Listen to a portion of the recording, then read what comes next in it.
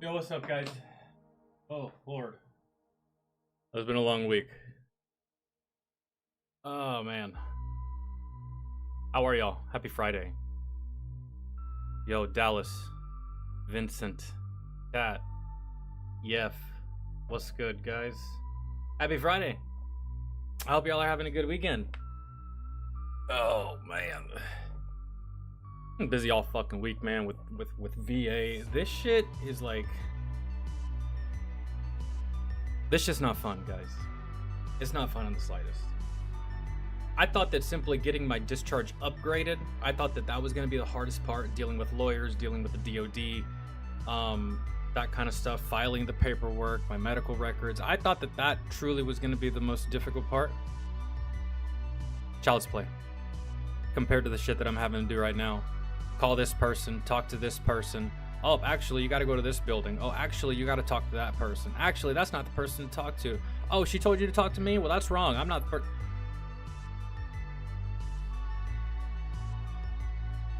It's eating up a lot of my patience. If you can't tell. But we're getting through it. Just here playing some original Resident Evil 4. Surprisingly, it feels less awkward moving around than I remember.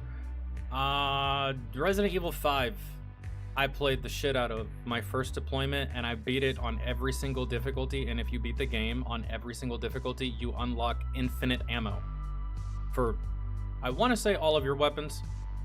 The pistols, and then you beat the game again after you've beat it on all difficulties. Then you unlock infinite ammo for another archetype of weapon, and then another archetype of weapon, and then I just kept doing that.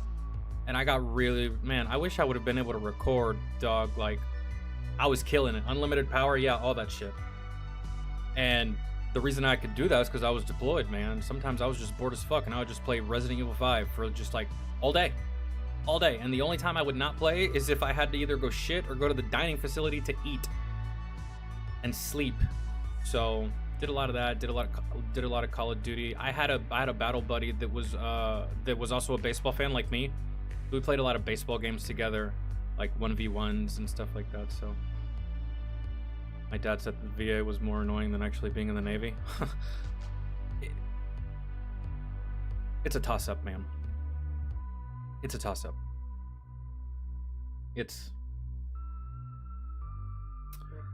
I'll never stop saying it. Whenever someone asks me what the military was like, I'll always give the same answer. It was the best, most shit awful fucking awesome time that I had in my entire life. It really was the definition of love-hate. What it was. Alright. I know some of y'all requested stuff. And I still have some stuff in my watch later that I haven't gotten to. I never played 6. I think 5 was the last one I played. And then I moved on to other stuff, really, for the most part. There is certain types of games that I'm just not into. But I try to get into as much as I can, expand my horizons when it comes to games. Obviously, I can't play shit like RuneScape and stuff like that. Oh, actually, I will tell you a genre of game I don't like. Scary games. I don't like it. I don't like it. And it's not that I'm afraid, and it's not that I'm afraid of being afraid. It's just that, I don't know, they're not... Being afraid is not entertaining to me, if that makes sense. Like, if I enjoyed being afraid and like the whole, I just don't.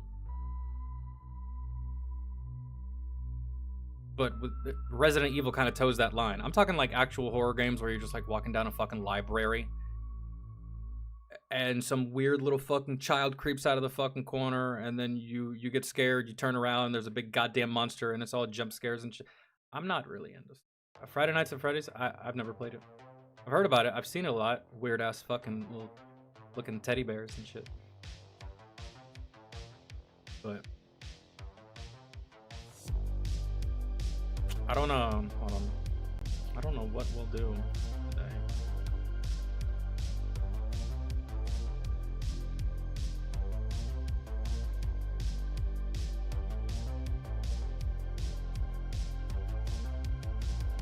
Okay.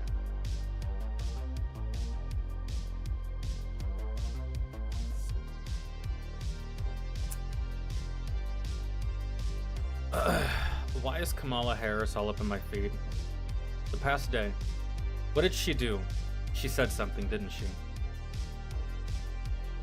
Past day and a half, I think. She's been all over my feed.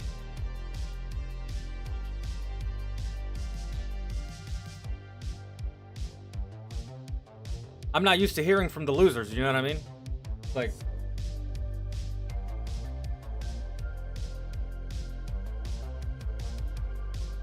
give a fuck. Any of you remember who the hell Obama ran against? No one remembers the losers.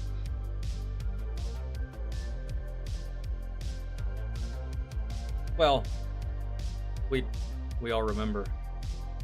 I specifically remember Al Gore just because, like, every single adult and teacher that I had at the time had me convinced that that was one of the closest presidential races in American history. And one of my math teacher even handed out newspapers of the election talking about, keep this, it's literal history. And I was like, I was in 5th grade, man. The fuck do I know or care? So not survival horror, you mean just baseline horror? Yeah. It's with Resident Evil, it's fine if it's scary because, you know, I got guns, man, and I can hunt these fuckers and, like, you know, it's.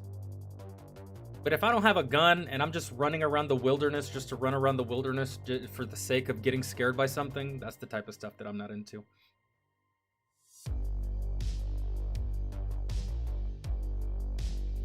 That's what I'm saying, Dallas. Like, what more could you quite possibly have to say that you didn't say already? Because everything that ever comes out of her mouth is word salad.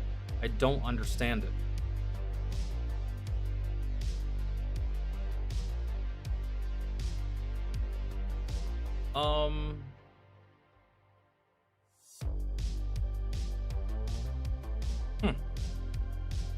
That is interesting. Hegseth calls hundreds of top officers to Virginia in rare move. Top officers, huh? It's like a convention of higher rank. That is rare. I've never seen that before. I'm sure there's something in there that you can read into. Oh, it's coming together. That's why Kamala's chirping. She's on a book tour. Right here. Officer Tatum. Kamala embarrasses herself on The View during book tour. I'm good, man. Books? The fuck do I look like? A geologist? Nah. I don't read. I can. And at a fairly high level, I feel. But I don't want to. I'm a product of the digital age, man. I don't fucking read no book. Fuck out of my face, Kamala. Last book I read, though, was Fire. Written by Tucker Max. If y'all know who that is, look him up. You'll see his books. He only wrote those. Her book would make for good camping. When you're like setting the fire, right? Umbreon. What's good, man? Depending on the paper, I could roll a doobie out of that. I can't, man. I can't roll for anything, but you know what I mean. I'm wasting weed if I decide to roll. Apparently, it's going to be the largest gathering of generals and admirals in U.S. history. I've never heard of that. Yeah, that is rare. And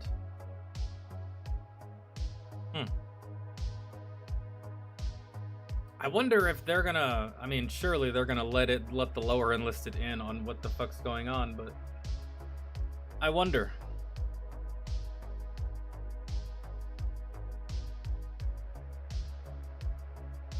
But hey, that just means that Hegseth is being very hands-on. As what is he? The Secretary of War now? I like hands-on from leadership. I don't like doing the job and then I have no idea where my fucking CO is. I have no idea where my first sergeant is. They could be at home jerking off for all I know. I don't know.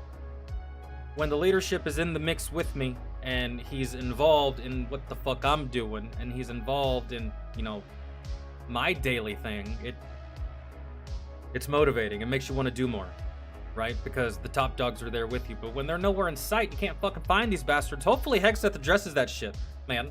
You motherfuckers leading from a desk.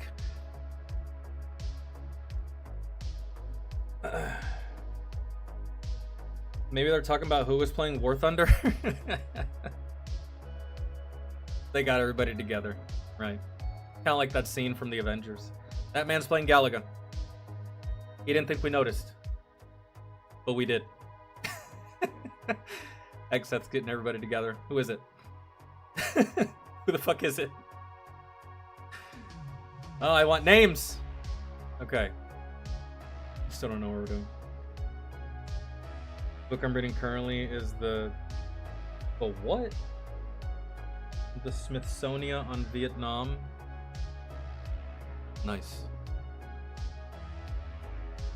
I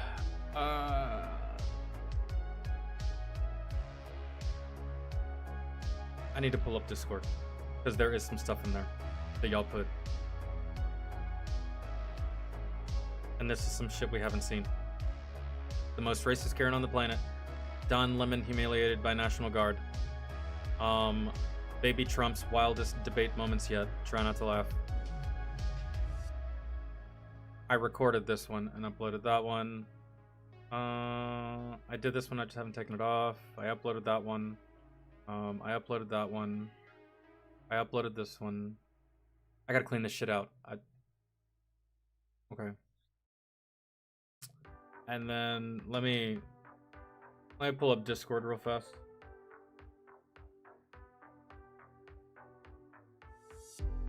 He could be like Nick Fury. I wouldn't be overly upset if he started wearing an eye patch. Even if he's not blind. I don't feel like that would be insensitive to one-eyed people. Maybe he's just channeling his inner pirate. Like that guy from Dodgeball.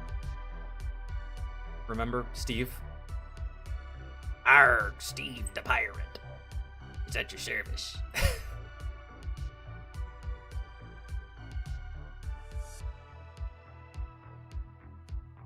Okay. What was put in here?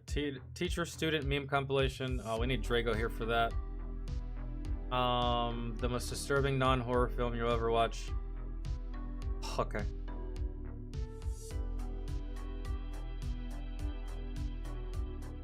Seen all those. Yep. Hip hop's biggest flops. We never watched that one. And I think we've done those.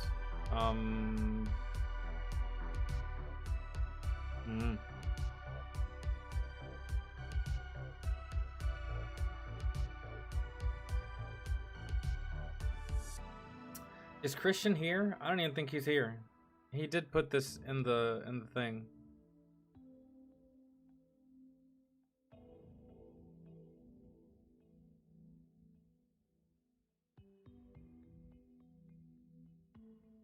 Ah, yes. All right. We might as well. Alex, what's up, man?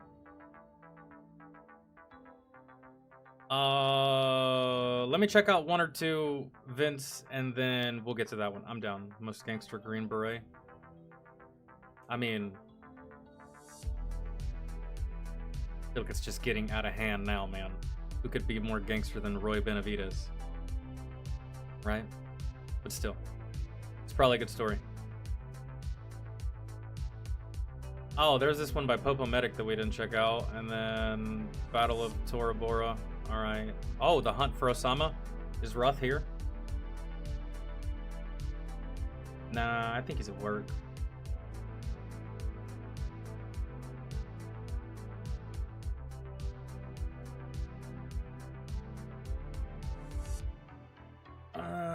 Alright. Well, let me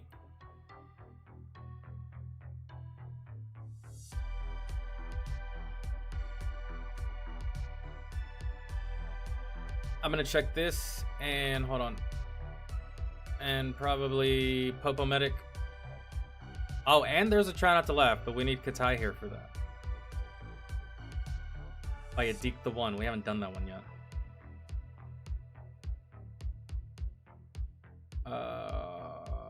Okay. So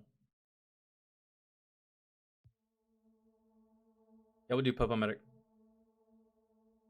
The SWAT shootout and manhunt for the San Bernardino terror suspect. Oh yeah. I don't know what the fuck I was doing at this time. I remember this all over the news. I actually paid attention to this on the news because I remember there being like this big debate. It wasn't even a debate. It was the FBI harassing Apple because they wanted to know how to get into an iPhone, right? To extract shit from this fucker's phone. And Apple said no. They were like, we can't share that with you. That is confidential information. That's what makes us billions each year. That right there. So no, we're not telling you.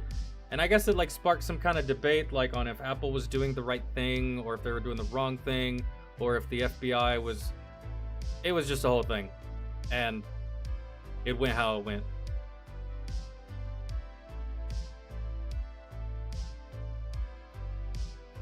There's a nice song called How Dare They by...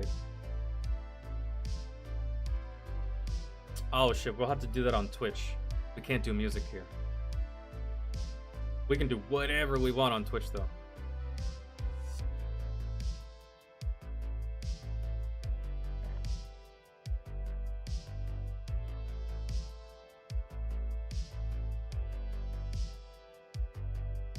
That was much easier.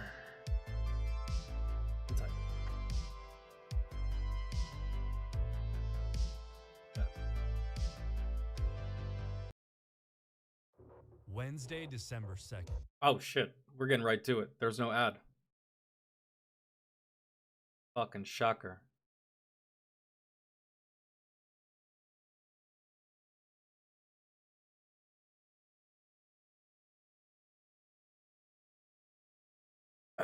Here we go. Wednesday, December 2nd, 2015. In the heart of Southern California's Inland Empire, the deadliest terrorist attack on American soil since 9/11 was about to unfold after two heavily armed gunmen swept into the heavily packed Inland Regional Center and opened fire. Rifles and everything. They're coming right to here. And the duo killed and wounded dozens before fleeing the scene. But just miles away, San Bernardino PD's SWAT team was in the area training and plunged into a rolling manhunt. Damn. That ended in... This happened while SWAT was mid-training. Dude. That's... Y'all were gonna get caught anyways, but it happened infinitely faster because these fuckers were already geared up, ready to go. The only thing they had to do was go from safe to semi.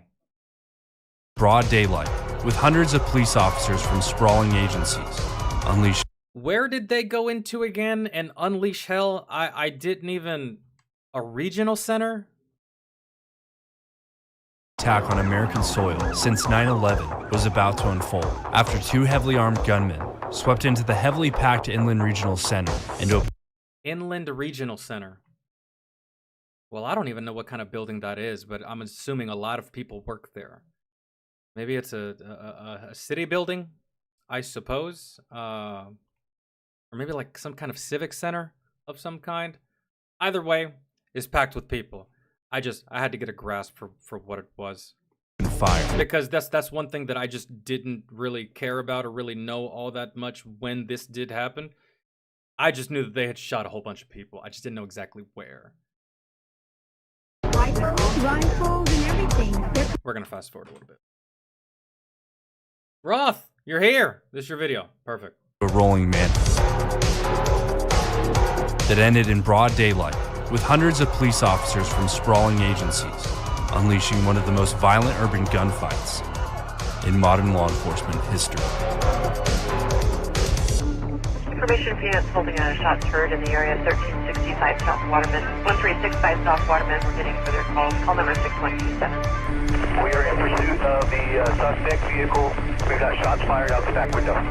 Born in Chicago in 1986 and the son of Pakistani immigrants, Syed Rizwan Farouk led a seemingly normal life. He graduated high school early in Riverside, California, and attended Cal State San Bernardino, earning a degree in environmental health. In 2010, Farouk was hired as a seasonal food inspector for the San Bernardino County Department of Public Health, and by 2012, he became full-time, overseeing restaurants, swimming pools, and various water systems throughout the county. This is the guy that threw it all away and killed a whole bunch of people. Oh my god. I did not know.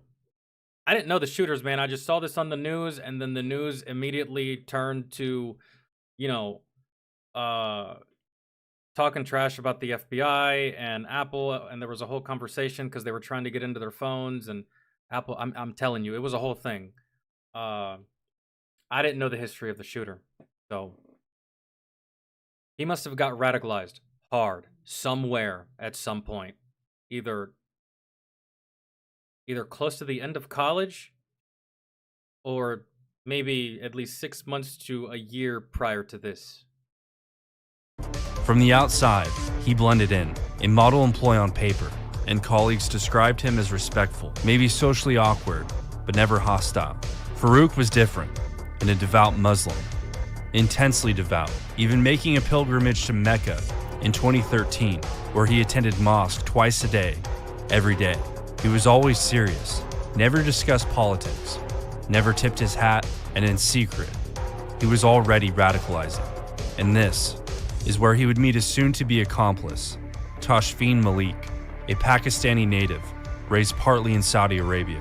The pair would meet online during his pilgrimage, building a relationship over the phone as she studied pharmacology at Bahauddin Zakaria University in Multan, until she later attended Al. Smart-ass people wrapped up in nonsense. Smart-ass people that could go out, quite possibly change the world, man. Especially them in the world of pharmaceuticals and it's just pharmacology, man. You know how much money those people can make? Especially if you become like the head of something or something like that. And what a good life you could have. Super smart people. Just wrapped up in stupid ass shit. And getting way too bent out of shape about ideologies and Huda International Seminary, a strict Islamic academy for women, but it was hardly love that brought them together. As even during this time period, the pair's text messages revealed nihilistic ideations and exchanges of pledges, pledging themselves to jihad. By 2014, the two would marry in the United States under a 90-day That's why you're the education is just pointless. Maybe fiancé visa, resulting in Malik's green card by 2015. And this is where their mission began to really take shape. For the next year, the couple would quietly prepare for war, stockpiling 2 ARs, a Smith & Wesson, and a DPMS Panther arms, along with 2 9mm sidearms, a Springfield XD, and a Llama model. They hoarded over 1,600 rounds of .223, 2,000 rounds of 9mm, and hundreds of more hidden throughout their home. In their garage, Farouk built pipe bombs packed with smokeless powder, threaded end caps, and wired to cheap Christmas lights. On the morning of December 2nd, the couple left their 6-month-old daughter with Farouk's mother, telling her they had a doctor's appointment. But that morning, Farouk attended his own department's training session and holiday luncheon at the Inland Regional Center. Approximately 75 people were there, and Farouk showed up. Hold on, I gotta go back, sorry. But that morning, Farouk attended his own department's training session and holiday luncheon at the Inland Regional Center. Approximately 75 people were there, and Farouk showed up around 8:30 a.m., quiet as always, even posing in group photos. But at 10:30 a.m., he abruptly left, leaving a backpack on the table within. Nobody thought much of it, but inside that bag were 3 pipe bombs. At 10:58 a.m., Farouk and Malik returned, each donning black tactical gear, load-bearing vests stuffed with magazines, and each equipped with their AR and respective sidearm. From outside the building, Farouk opened fire first, killing 2 instantly. Then, the pair entered through the same doors he'd walked out of just minutes earlier and opened fire everywhere. It's fucking insane, man. All for what? Information PN. All for what? For what? It's so pointless. I don't care what their reason was. It's so pointless. What does it accomplish? Fucking nothing. Holding a shots heard in the area 1365 South Waterman. 1365 South Waterman, we're getting for their calls. Call number 6127. While Malik sprayed the building in various rooms. But you can't really expect much from a specific type of person that would send 10, 11, and 12-year-olds onto the battlefield. So, yeah, you can't expect much. Can't expect anything less. Farouk gunned down his coworkers, and just like that, panic exploded. Some dove under tables, others ran for exits. And as a bullet struck a fire sprinkler pipe overhead, water poured down, adding to the chaos, soaking the banquet room as the suspects gave chase.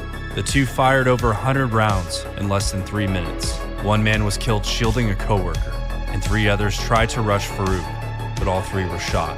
By 11:01 a.m., they were gone.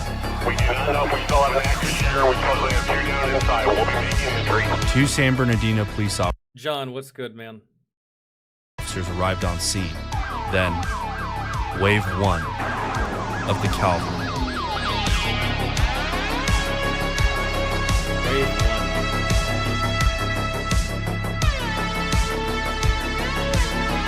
But before we get into the manhunt, a quick word from the sponsor of today's. Well, that's what Islam produces. I know, Dallas. But one thing that I've learned is that I've been over there, man, and I've seen them live their lives, and I've seen them practice their religion and stuff like that. And it's not all of them. It isn't. Man, when I went over there, dude, I'm telling you, a lot of the locals, they were just like us, just living life, trying to make the best of their shit situation, just like a lot of us try to make the best of whatever situation we're in. They go to work, they take care of their children, they just live, right? But then you have the extreme fuckers that take that very same religion and they bastardize it. And they take it to the extreme for seemingly no fucking reason. Anyways, let me get past this ad.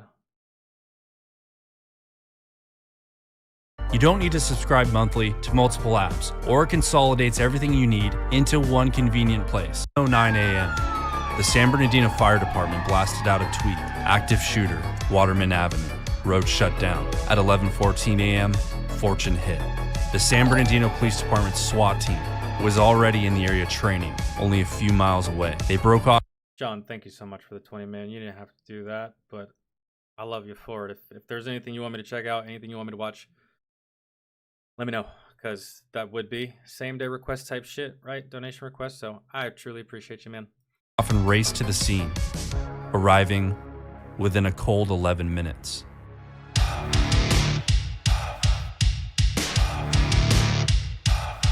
They got there fast.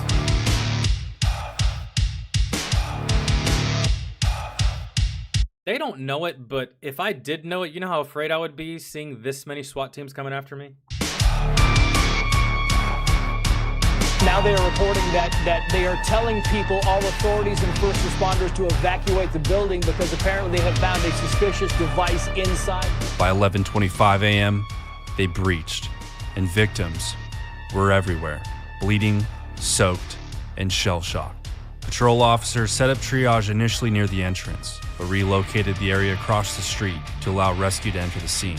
Survivors were dragged out on blankets, chairs, anything that could carry weight. A tactical medic supervised extractions, and it took nearly an hour to get the last victim out.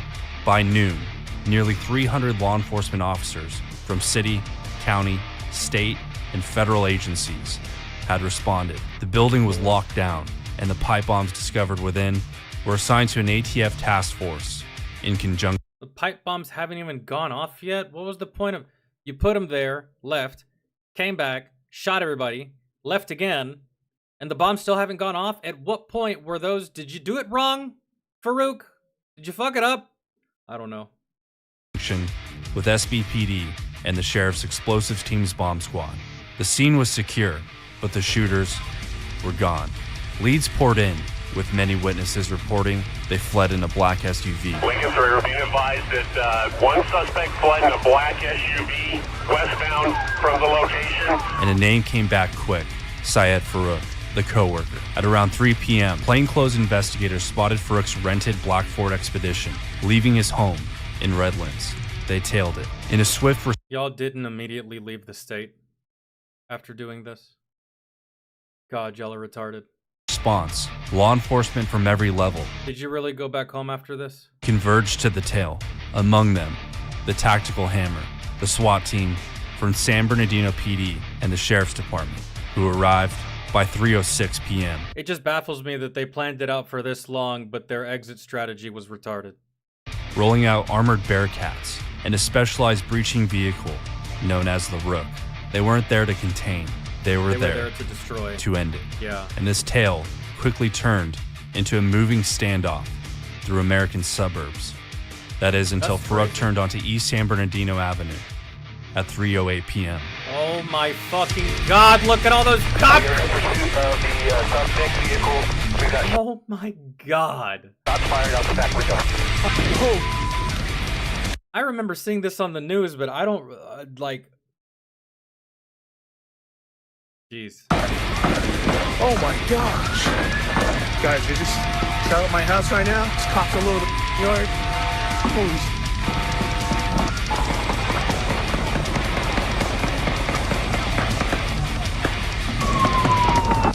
Farouk bailed out on the driver's side, using the open doors as cover. Malik stayed within the vehicle, firing from the rear passenger seat. Bullets shredded police cruisers, punching through glass and metal. Officers took cover behind engines and wheels, returning fire. Then, Farouk tried to flank a sheriff's deputy across the street, but officers on the street, anticipating it, concentrated their fire, hitting him in the side. He Got it, stumbled, Dad. but still managed to squeeze off a shot with his Springfield, striking an officer before his weapon jammed. But Farouk was decisively hit and finally went down. Officers moved in, cuffed him, Get fucked on, fuckboy. No 72 virgins for you. face down, dead. Malik was still inside the SUV, firing bursts through the shattered glass. Officers You're extra retarded, aren't you? Yeah, the female. Yeah, that's kind of what I figured. That's par for the course. poured fire back Shooting from the back seat through the window, thinking you're doing anything, hitting anyone. What an embarrassment. Jesus Christ. advancing behind the Bearcat, and at 3:14 p.m., Malik was hit repeatedly Yeah. and nearly smoke her out. disintegrated in the back seat. Good. The fight had lasted you. barely 5 minutes. Over You get exactly what you deserve. All three of you. 440 rounds fired by police, 81 I would have been extremely pissed off if they hadn't killed you. rounds by the suspects. 7 agencies engaged, 2 officers wounded. Both terrorists dead. Oh, two, whatever. For some reason, I thought it was 3. Good evening. I'm Peter Dowd. And I'm Elsa Ramon. Here's the very latest at 6 o'clock. The FBI is now examining items seized after a raid on a Riverside home in connection with the San Bernardino massacre. The terror group is praising the dead shooters as martyrs. And in a rare Oval Office address to the nation. Praising them for what? Being retarded? If that's what you're praising them for, then I agree. They're idiots that lack brain cells. That, I don't know, man, bastardized their own religion to take life when that's not how it's supposed to go. So, if you mean retarded, then yeah, sure. But Tomorrow, President Obama will discuss the terror. CBS 2's Lori Perez is live in the newsroom to begin our team coverage. Lori. kind of like that fuckboy ass cocksucker Tyler Robinson. Another little fucking coward. The SUV was cleared by the Rook. Inside, they found over 2,500 rounds of ammo, rifle magazines, and medical supplies. It was clear they had another destination. And y'all chose to have a shootout with police. Jesus Christ. Y'all are... I have a feeling that not only are y'all going to hell for what y'all did, y'all are going to hell for being so fucking stupid. All you had to do was leave. You go in there, do your thing, leave state. You could have had your car already pointed in that fucking direction. What did y'all do from the time y'all left to the time y'all got in the shootout? Fuck all. So fuck you, you're stupid. You did not give us the class of criminal that the Joker was talking about in the Dark Knight movie. So for that, I award you no points. You go straight to hell. Fuck you and your family. Glad you're dead. In total, 14 people were killed, both men and women, between the ages of 26 to 60. And another 22 were wounded. The bomb squad spent hours detonating the pipe bombs left in Farouk's backpack, and the Inland Center wasn't fully declared clear. Yeah, so those things did nothing. Good. Y'all are fucking geniuses. Until 9:29 p.m. In the following days, the FBI announced the couple were homegrown violent extremists, inspired by IS propaganda, but not directly affiliated nor directed by IS. Malik had pledged her allegiance to IS on Facebook the day of the attack.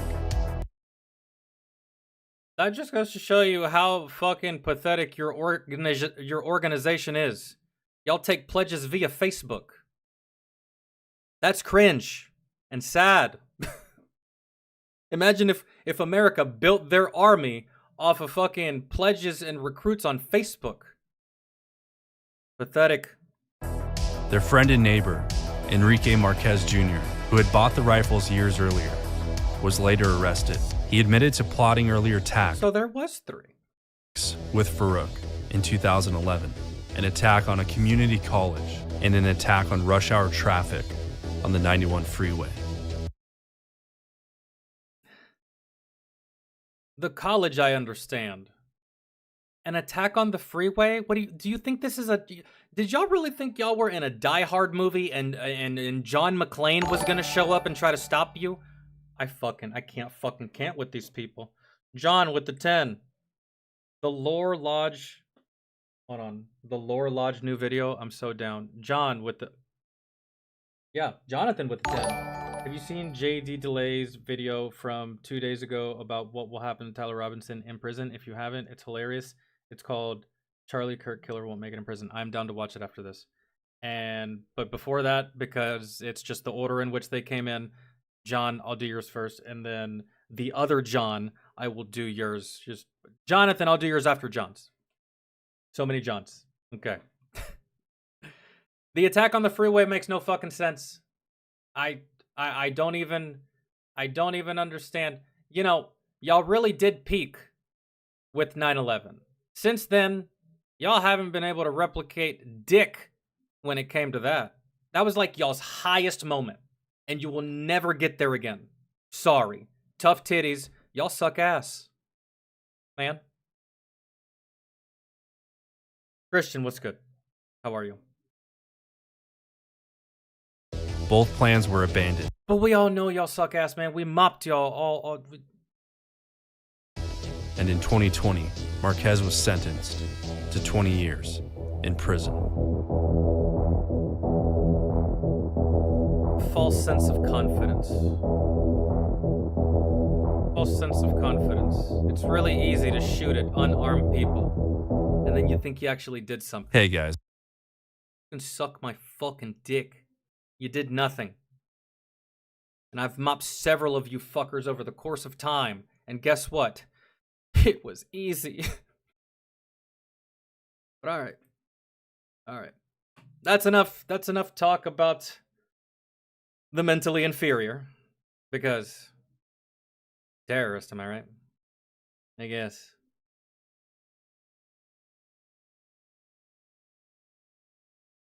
All right, let's type this in. The Lore Lodge.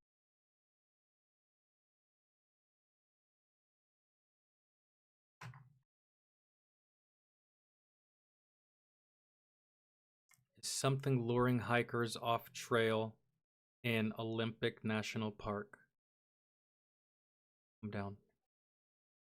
Wait. They walked into oblivion. Man, is this people walking into a forest and disappearing and no one ever sees them again? But there's no signs of struggle, so they weren't killed. There's no signs of Nothing. Just gone. Vanished without a trace. Is that what we're watching? That's fucking...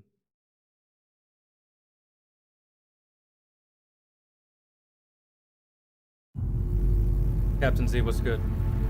With YouTube unbanning a bunch of channels, do you think... No. I know I don't even have to finish reading it, but do you think you might have the ability to get your own channel back at the... Because the way I understand it is that YouTube is unbanning a whole bunch of channels that got strikes and or removed because of either political opinions or COVID-19 opinions, right? I didn't get strikes for either of those two things. One strike was a copyright strike because I was reacting to music. Can't do much about that. The other one was a community guideline strike because I told some fucking Nancy to himself, you can't do that.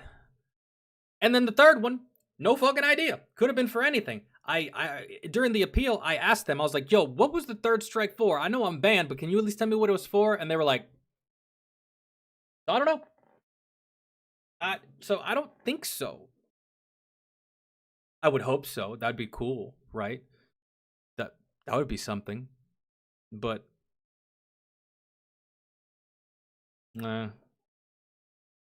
John with 5. I'm still at work. I'll be here watching, listening to the stream for a while. You're helping me not go insane. Dealing with leaf peeper tourists? I have to ask. Leaf peeper tourists. The fuck is that? What is that?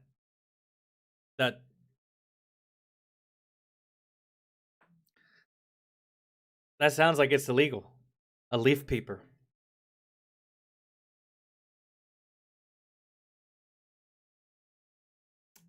Dude, imagine. Dude, it would be so great if my old channel did get unbanned, dude, because all those videos I had, some of them I would probably remove, man, because at this point in my life, I definitely have changed, and I've just changed since then, man. So a lot of those videos from back then, while they're funny for you, they would probably make me cringe.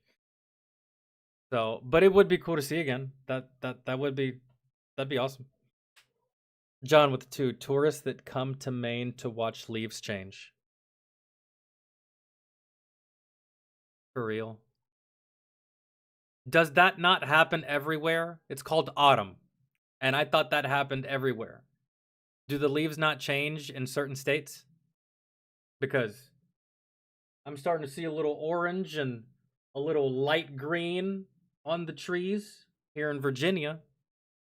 And that's a constant thing in the South. Oh, dude, yes. It's all of the Upchurch videos. Yeah. I would definitely keep those. But then there's quite a few other ones that I'd probably send them straight to private. They come here just for that. And they're some of the dumbest fucking people you'll ever meet. That is strange, man. I've never heard of that. Traveling just to see the leaves change? Like, the only thing close I can think, the only kind of thing that I can think that is close to that, which is something that I have done before because, I don't know, man, I like it, right? Is like, throughout my life, anywhere that I found myself living, sometimes, during Christmas time, I will drive around to different neighborhoods that I don't live in to just look at the Christmas decorations that other people have done. I see some crazy shit. I see some houses that go all out. I'm just like, dog, your electric bill is going to be like $600, but that looks fantastic. So I do that, right? We have this one thing in Georgia called Callaway Gardens.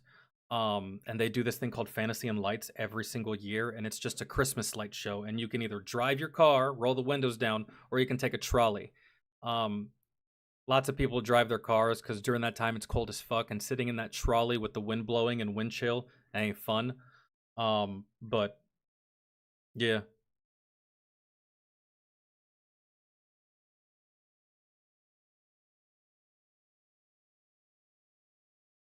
If you're traveling to see the leaves change and fall, I'll open a tour through my backyard. Everyone gets a rake. Yeah, come on, dumbasses. You can see these leaves change. You can fucking rake them too. 3 piles right there. Thanks. $10. You should do that. You should do that. Hey, man. Capitalist country.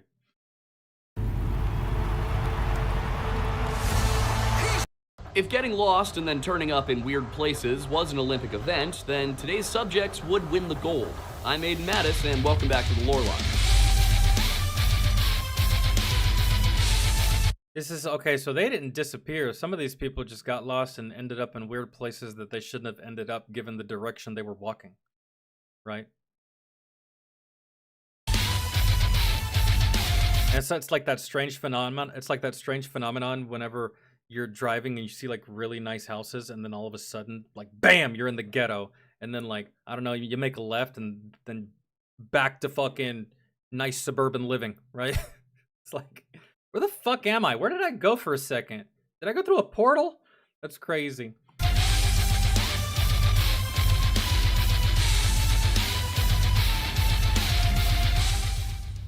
Yeah, I can't travel for it, but I'm not gonna lie, man. Seeing the leaves change, I do like. I like autumn.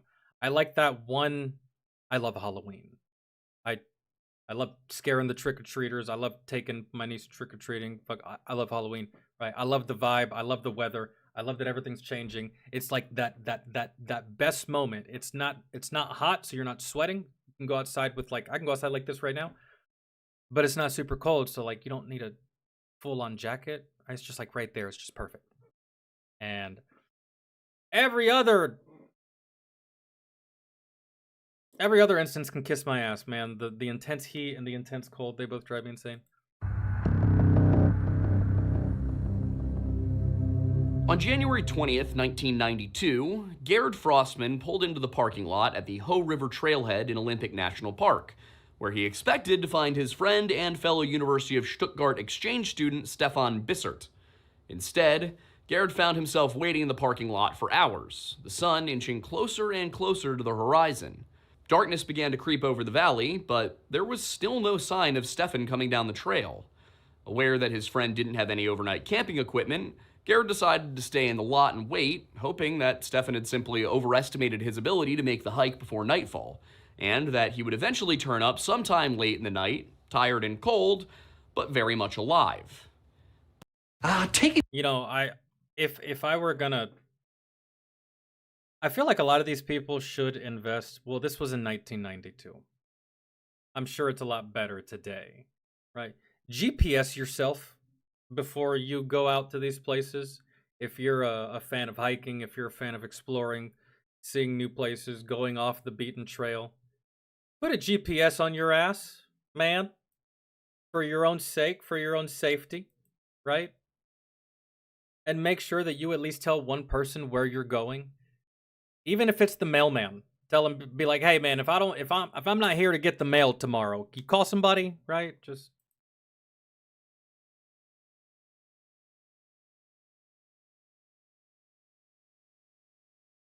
Showed. By morning, Frostman was becoming nervous, but not yet panicked. He and Bissert had started the previous day hiking together on the Solduck Trail, but around 10:30 a.m., they split off to go in their own ways upon reaching Deer Lake, just over 3 miles south of the trailhead. Now, according to the kits, I don't like splitting up in any circumstance. I've always disliked that idea, even if it's for recreation like this. Like, nah, man, let's go together and let's just experience it together. You know what I mean? Just on the off chance. Who knows? Right? You never know. Sap's son, once they But I think that's just the military in me, you know, battle buddy all the fucking time, even if you're going to the pisser. reached Deer Lake, Bissert decided that he wanted to attempt a much longer hike, which would take him from their position to the Hoh River Trailhead, which was another 20 miles down the trail. Frostman, for his part, would return to the Solduck Trailhead and then drive down to pick Bissert up at the end of his trail. Now I know why they split up, because he was like, fuck that, man. 20 miles, I'm good. I've already done 10 today. It was possible that Stefan had decided he couldn't make that hike with what daylight remained, and instead turned back for their starting point. But when Frostman returned to the Solduck parking lot around noon and found no sign of Stefan, he alerted the park rangers about his failure to appear. The Rangers began their search effort almost immediately, with their primary concern being the weather. According to Frostman, Bissert wasn't carrying any overnight gear, and to make matters worse, he was really only dressed for a short day hike. He had no hat, gloves, or long underwear, and had gone out that day wearing only his blue jeans, his base layer, his sweater, and a windbreaker.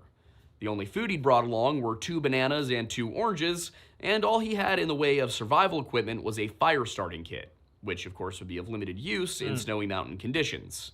And the conditions were indeed snowy. Over that first night, up to a foot of snow had fallen in some places along the trail, and particularly where it followed the ridgeline from Deer Lake to Hoh Lake for some 5 miles before descending into the Hoh River Valley. The hope was that Bissert, with 7 hours of daylight to go at the point of separation, had at least made it beyond the ridgeline, and then the best case scenario would be if he'd reached the valley floor over 4,000 feet below.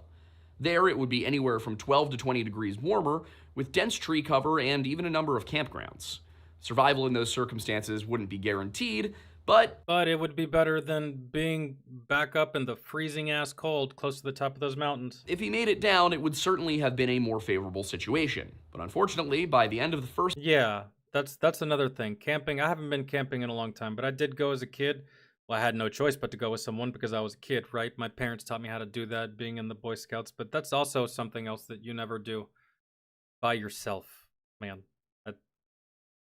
Day of searches on Tuesday the 21st, it was becoming clear that Stefan might... I mean, there is... So check this out, John. There is where my mom lives down in Georgia. She lives by this river, right? And on the... I think like on the other side, close to a side off the beaten trail, close to the river, you got to drive a ways. There's like this campground that has these thing called yurts. If you go camping, I'm sure you know what that is, John. It's like this circular structure that looks like a tent, but it's hard standing, it's built, and you can sleep in there. And there's showers and there's some parking spaces. You're right there by the water. It's very, very simple. It's nothing extravagant or anything, but people go camping there, and I wouldn't see anything wrong with going camping by yourself there if you were sleeping in one of those things. But the way that I've gone camping before is like with tents, man. You sleep on the fucking ground, right? You rough it. That's how it's supposed to be. Yeah, that you definitely want to do with someone. So, not be in the valley, and if he was, he certainly wasn't on any of the trails. The Rangers were going to need help.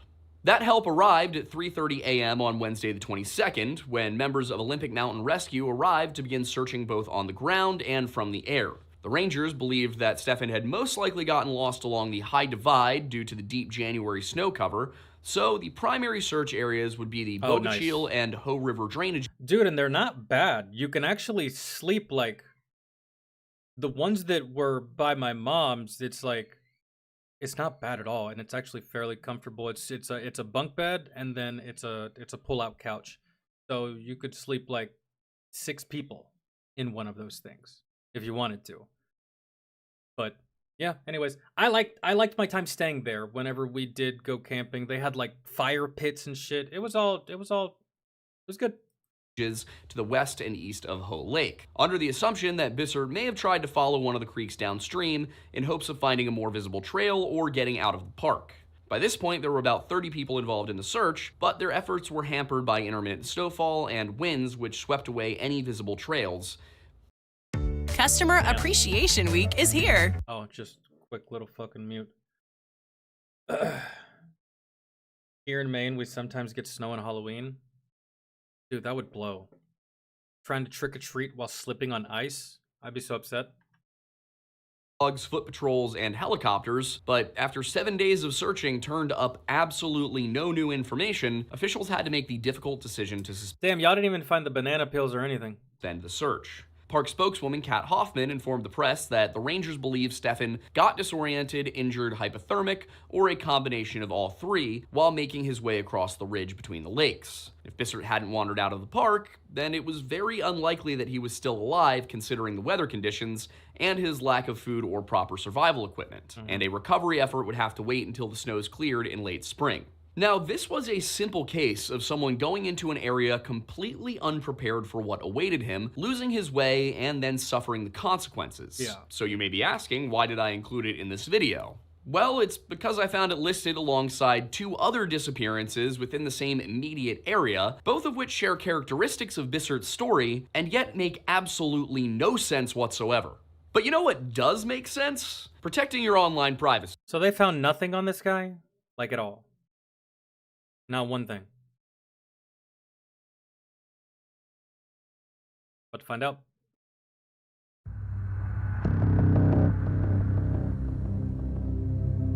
On December 24th, 2014, friends of Port Angeles, Washington resident James Griffin were Hold on. So there was like nothing. Yeah, that was it on that one guy. Now we're getting to this guy. That was just like the setting up just like some pretext. Setting up what's to come. Or maybe it's just a different story altogether.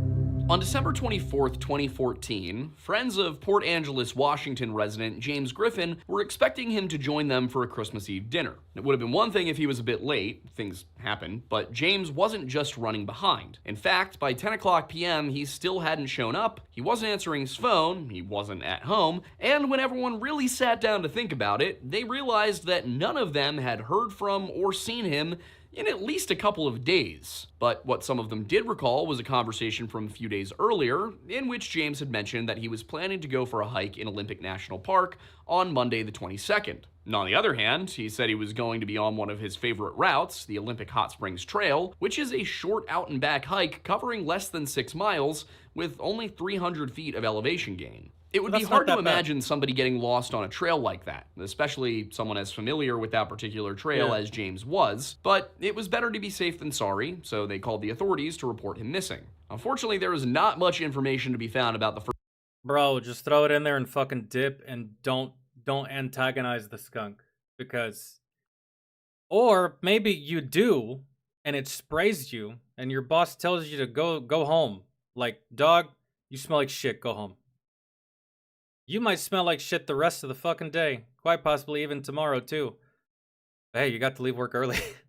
First day or two of searches. According to the Peninsula Daily News from Monday, December 29th, searches were conducted daily since Wednesday night, when he was first reported missing, though they weren't large scale. Still, rangers quickly located Griffin's blue Subaru Forester parked at the trailhead, and at some point during the search process, hikers who had been on the trail that day informed the rangers that they'd seen Griffin getting out of one of the warm pools at the hot springs around 4 in the afternoon on the 22nd, but that was all anyone seemed to know. His clothes had been sitting in a pile near the pool, so nobody even really knew what he was wearing. All they knew was that James had likely been hiking out in the dark, and that he'd gone missing on his way out. But beyond that, they were just as in the dark as he hiking in the dark had been, if not more so. Their only real clue came with the discovery of James's backpack, which turned up about 50 feet north of the trail and just a half a mile from the trailhead, something which really only confused the matter further. From that point on, hikers only need to cross Cougar Creek and then follow a flat, if slightly winding section of trail back to the parking lot. But that wasn't the only odd thing about the scene. The backpack was found leaning against a log with a towel draped over it, and just a few feet away, sitting on another log, were a Coke can and a plastic coffee mug. Nearby was a pouch of freeze-dried food with water already in it, which had been resealed and apparently not finished. Inside James's pack, they found his camera, a photo of a nearby waterfall from earlier that year, some batteries believed to be for a headlamp, and 1 or 2 camp stoves. Even more intriguing, there were no signs of a struggle and no evidence that animals had been prowling the area. Cascade Platinum Plus has a grease. So these people are just disappearing. Lord knows what happened to the last guy. That ended hella abruptly. Like, they just found nothing. They just gave up. That's it. I mean, after 7 days, you kind of have to, but... From where the rangers stood, it looked as though James had sat down for a meal, eaten some of it, and then just vanished into thin air. Searchers tried to make sense of all of this, but again, after a full week of patrol... He sets up that little makeshift impromptu campsite. Starts to eat something. Well, he sets everything out to make something. He makes something, cooks it, then eats it halfway, reseals it, sets it down, and then that's it. Gone. Doesn't come back for his shit. Doesn't pick up his stuff. Backpack's there. Everything's there. to me, that's like, it gives me vibes of if something did happen to him, or if someone did do something to him out there, he knew who it was. I guess, because otherwise you'd see a struggle. There's no animals that are fucking with the area. Or maybe something caught his attention. He walked off for a minute. Whatever caught his attention got his ass. I don't under. The trails, using dog teams to try and track his Reverend, what up, man? Movement from the area where his supplies were found, and even performing grid searches spreading out 500 feet in every direction through this heavily forested area surrounding his gear, there was simply no sign of the missing retiree. Speaking to the Peninsula Daily News on December 29th, park spokesman Jassily Ray said that the scenario was unusual because people who reach a point so close to their vehicle are usually eager to get to it and get home, and do not stop for a meal in the dark. Now, it was possible that an old leg injury reported by James's family kept him moving slow. Or he encountered someone, just theorizing, he encountered someone, that person did something to him, took all his shit. When he took all his shit, he realized that there was car keys. So he kept going, I guess, and maybe he just couldn't find the car. I don't know. Or that he just stopped to rest, but that didn't explain the fact that he'd suddenly left all of his supplies and a half-eaten meal behind, and then wandered off in the wrong direction on a trail he knew like the back of his hand. And that's not just my opinion on this case. According to Ranger Sanny Lustig, the lead ranger in the search effort, this one is really a puzzler, and it would only grow more puzzling a month later when another discovery deepened the mystery even further. Almost exactly a month to the day after James was reported missing, a volunteer search party took advantage of unseasonably warm, dry weather to bring cadaver dogs out to the site. And one of those teams located Griffin's body on January 25th, 2015. Just not where anyone would have expected him to be. You see, cadaver dogs work differently from tracking dogs. Where the latter tries to pick up the scent of a specific individual, the former is trained to smell decay, and they can smell it from a long way off. In this case, 3/4 of a mile and over 1,000 feet in elevation higher than where the initial search took place. That's how far he was away from his supplies? And while I could find no details about the condition of James's body, it's likely that the cold weather kept it reasonably well preserved, which should have revealed any signs of significant distress. When authorities arrived to inspect the scene, they found no evidence of a struggle and no obvious cause of death, leading them to the tentative conclusion that Griffin most likely died of exposure after becoming disoriented in the dark. Okay, so yeah, he wasn't killed. That's always a likelihood, man, that you never know what you're going to encounter in the forest, or who, or what, you know what I mean? But yeah, so he wasn't killed. It's just like, okay, that's cool and everything, but how does one wind up that far away from not only their campsite, their supplies, and their vehicle? Maybe he was just trying to get a good view. Right? I'll just leave this stuff here. I'm not worried about anybody fucking taking it. There's no one around. Let's just walk, man. Keep walking and walking and walking. Oh, that looks like I bet I could see a whole bunch of the forest from here. Let's go up there. Never came back down. For what reason? I don't know. Why did he stay up there? I don't know. Did he pass out? Did he fall asleep? Did he fall? Hit his head? Knocked unconscious? I don't know. I mean, they should be. If he did fall and hit his head, they should be able to tell that in the autopsy, but... Wet and cold on December 22nd. 2 months later, on March 22nd, the Clallam County Coroner's Office came forward with the autopsy report confirming that assessment, but not everybody was satisfied with the conclusion. Robert L. Griffin still has questions surrounding the death of his younger brother, reported the Peninsula Daily News. It is really odd, the elder Griffin brother told the paper over the phone, though he seemed to accept that it's just one of those things that happened, and nobody will ever know what the reasons were for him going up that hill. The Peninsula Daily News had reported... I'm telling you, I mean, my whole reasoning by going up a hill probably would be, like, man, I bet the view is killer from up there.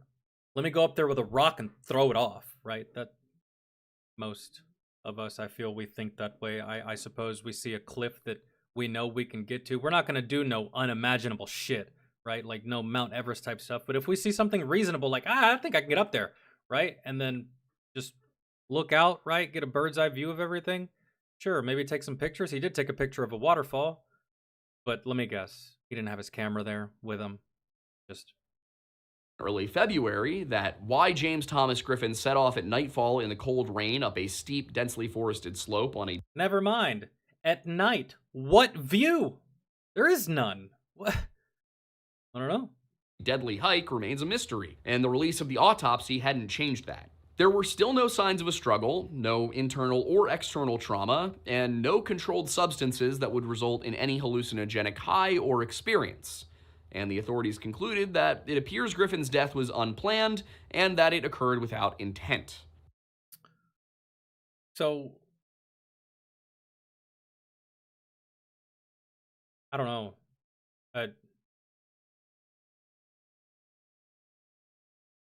Without intent, the dude went way off the beaten path, without supplies, ill-prepared, to spend a night, overnight, on a hill in that kind of weather.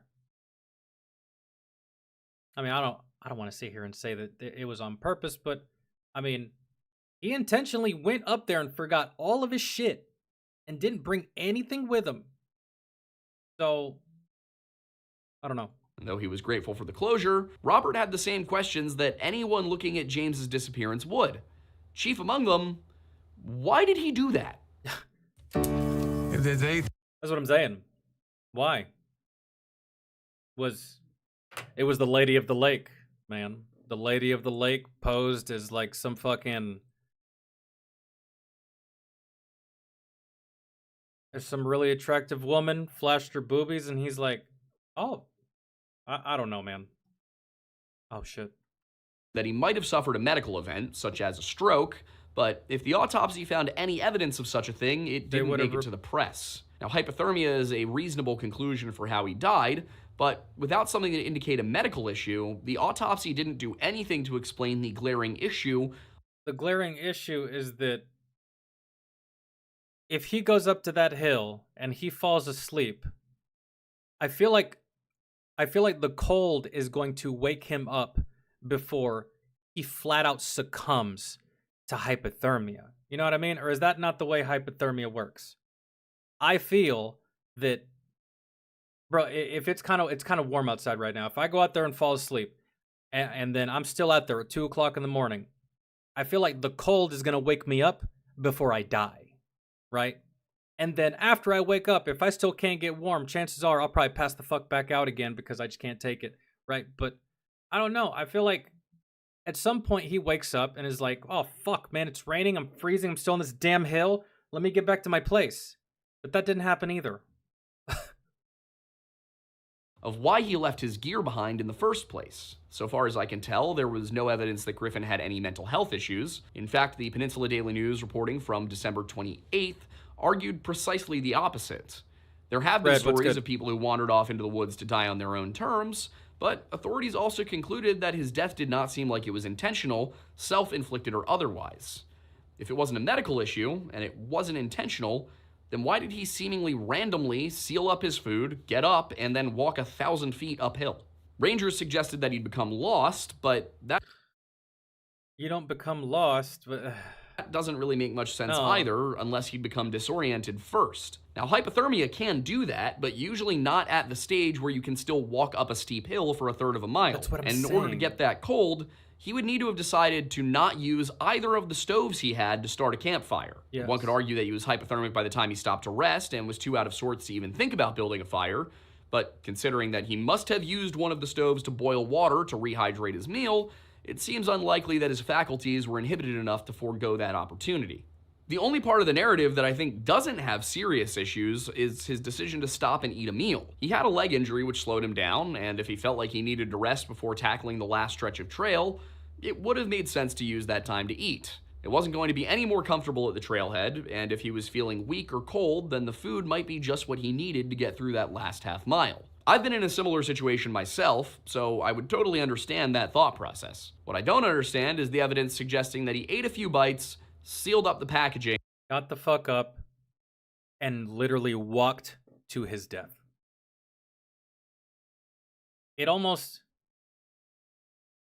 What? Oh my god, I've seen movies and I can't recall them at the moment, but man, there's been movies that I've seen and there's like scenes in the movie where like normal people are just like living their lives, right? And all of a sudden they see something and they drop their phone, they drop their coffee mug, moms drop their babies. They're just like, and they just start.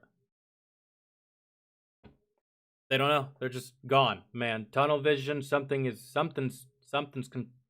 y'all seen it in the movies, like something's controlling them. They're just like, I don't give a fuck about that credit card statement. I am focused on...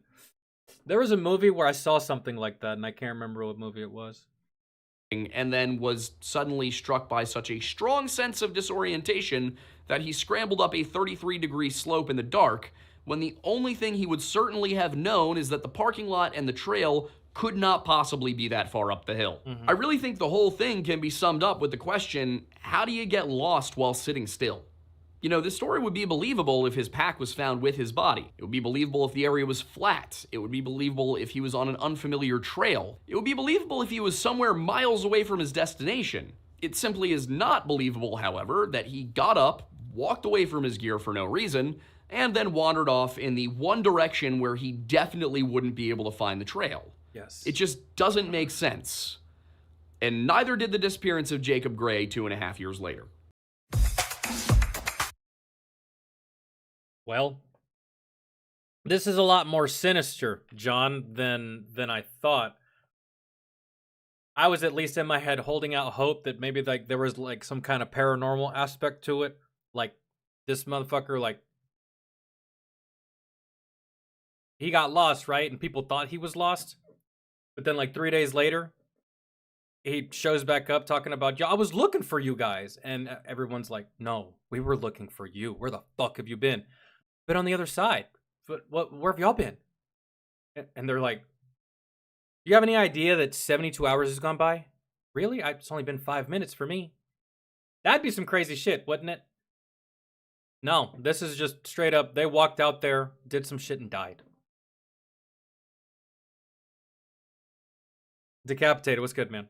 Hold on. Left Behind, based on the phenomenal work of Bicycle Magazine's John Billman. On the afternoon of April 6th, 2017, a woman was driving down Solduck Road on her way out of Olympic National Park when she spied something strange off the side of the highway. At first glance, it appeared to be a jumble... Nah, this is the first video that we're watching so far. You haven't missed much. Just people wandering, or not even wandering, it's just hikers that disappear in the most odd, mysterious, and unknown fucking ways. And there's like zero information on how they disappeared, and it doesn't make any sense. Of red, yellow, and gray materials, about 10 yards into the trees beyond the roadside, with the riverbank another 20 yards beyond that. But upon further investigation, she recognized it to be a bike and a trailer, and she recalled seeing a young man pedaling one just like it up the same road earlier that day. Now, this was an odd place to leave a bike, but there was no sign that something was wrong, so she continued on her way without much of a second thought. Now, sometime that same day, Ranger John Bowie found himself at the scene, observing the site with a degree of confusion. It was indeed a bike and trailer, but it looks like it's been abandoned. Trashed. That in and of itself wasn't what struck him as odd. Instead, he was perplexed by the fact that it seemed to have been there all day, and yet the owner was nowhere to be seen. As far as you could tell, the tires all looked fine, the bike appeared to be in working order, and there was no sign of distress in the area. The only thing that stuck out as unusual, aside from the location and the lack of an owner, was the sight of 4 arrows stuck into the ground in an east-west line. And Bowie was unsure of what that meant, if anything at all. And since nobody had been... He got snatched up by a secret Navajo tribe that's living in these hills. I'm kidding. I don't know. Fucking know. Reported missing, and it was very possible that the owner was just off on a hike nearby. Bowie made a note of it and called Ranger Brian Ray to request that he come check it out the next morning. and then he headed off on the rest of his patrol route. When Ray arrived the next morning, the bike was still there, and more importantly, it seemed to be completely untouched. The whole scene stood exactly as it had when Bowie came across it the day before, and that meant they might have a problem on their hands. Now, it is extremely rare that a ranger is the one who reports a tourist missing, but after a brief search of the area and a call up to Soul Duck Hot Springs Resort revealed nothing about the absent cyclist, that is precisely what they did. Whoever had been riding the bike appeared to have been organizing his gear before he wandered off, since a tarp was laid out on the ground and there was camping equipment all over the place. And amongst the various items and belongings, Ranger Ray was able to find the first clue as to who they were looking for. It was a list of phone numbers, and one of those phone numbers belonged to a Mallory Gray. The ranger dialed the number and soon found himself speaking with the 23-year-old sister of his missing biker, 22-year-old Port Townsend resident Jacob Gray. Mallory Gray quickly directed Ray to call her parents in Santa Cruz, California, and it wasn't long before they managed to get in touch with Randy Gray, Jacob's father, who didn't need to hear much before he and his wetsuit were loaded into his truck, and after a stop to pick up Mallory, he began the 1,000-mile journey north to go looking for his son. Elsewhere in Santa Cruz, Jacob's mother Laura was on the phone with the Olympic Rangers, telling them everything she knew about why Jacob was in the park and what his plans were. As far as she knew, her younger son was just starting out on a cross-country bike trip with the intention of visiting his older brother Micah, a U.S. Coast Guardsman stationed in Vermont. It was an ambitious trip, but Jacob apparently planned on taking his time with it, up to 2 years on the long end, and he figured he could just pick up jobs to pay for basic expenses as he went. But none of that explained why he'd parked his bike and trailer off the side of the road, what those 4 arrows meant. Especially since that bike was his only form of transportation. If he's getting work on the road or work on the side as he travels, he kind of needs that bike. What year was this? Maybe he was doing DoorDash or something like that. You can do that on a bike, especially in like a very populated area. Or where he could have gone. The only other clue was a verse circled in the Holman Christian Standard Version Bible found amongst his belongings, Isaiah 34:14. I'm glad you successfully ducked the skunk, John. That passage reads, "And an abode of ostriches, and the desert creatures shall meet with the wolves. The hairy goat shall also cry to its kind. Yes, the night monster shall settle there." But Randy Gray wasn't about to let the lack of direction stop him from looking. Don't trust your shirts to water down. Fucking A. This actually wasn't my choice decapitated. This was the choice of Mr. Jonathan from earlier. Actually, no, just John. And he wasted no time in driving north. He and Mallory made the entire trip in one nonstop dash, arriving in the park on Tuesday, April 11th. And that is the point in the story where I stopped for a second and then reread everything I had found so far. Because April 11th? Ranger Ray found the phone number on the 7th, and according to John Billman at Bicycling Magazine, who I have to give all of the credit for this segment of the video, basically everything here, with the exception of stuff I'm citing directly from papers, came from his coverage, his interviews, things like that. Absolutely phenomenal article by John Billman over at Bicycling. But as soon as Ray called Randy, according to John, Jacob's father and sister were on their way north. Now, it is a 15 to 20 hour drive from Santa Cruz to Port Townsend, depending on which route you travel, so they should have arrived on the 8th or early on the 9th at the very latest. Even if we account for Randy taking some time to sleep before heading out, he should have been in the park by the 10th. So did Ranger Ray wait a day to make this phone call? If he did, it wouldn't be the only bizarre choice by the Rangers involved in this case. When the family finally made their way into the park, they were surprised to find that no Ranger-assisted search had been launched. And that in and of itself is completely out of the ordinary so far as all the missing person cases I've looked at go.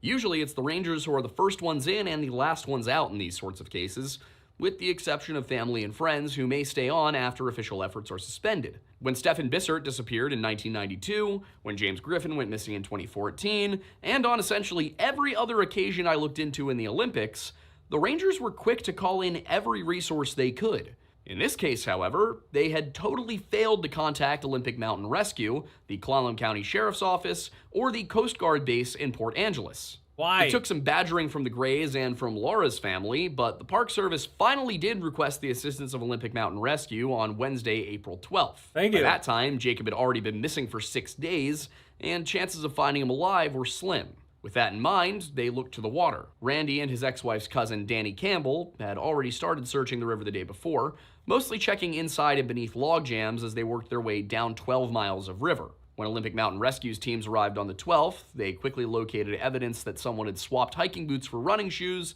walked to the river's edge, slipped and fell in, leaving a mark on a mossy rock, and downstream 30 yards or so, there were signs that someone may have scrambled out. But that probably wasn't Jacob, not only because it appeared somebody had scrambled out, but also because he wouldn't have been wearing hiking shoes while riding his bike. Yeah. Still, the river was the most likely place for Jacob to be, and unfortunately, they had no means of checking anything else. In what I must stress is an incredibly unusual situation, the Park Service almost seemed to be dragging its feet on looking for Jacob. Why? They had promised a dog team on the 12th, but that day came and went without any canines reaching the search area. An external volunteer team arrived on the 13th with cadaver dogs, but even after they hit on a logjam, nothing came of it. I really do wonder why they took so long to do literally anything. That always... That's never a good look. If it was Jacob they smelled, then he was either further upstream or he drifted further downriver after getting stuck there.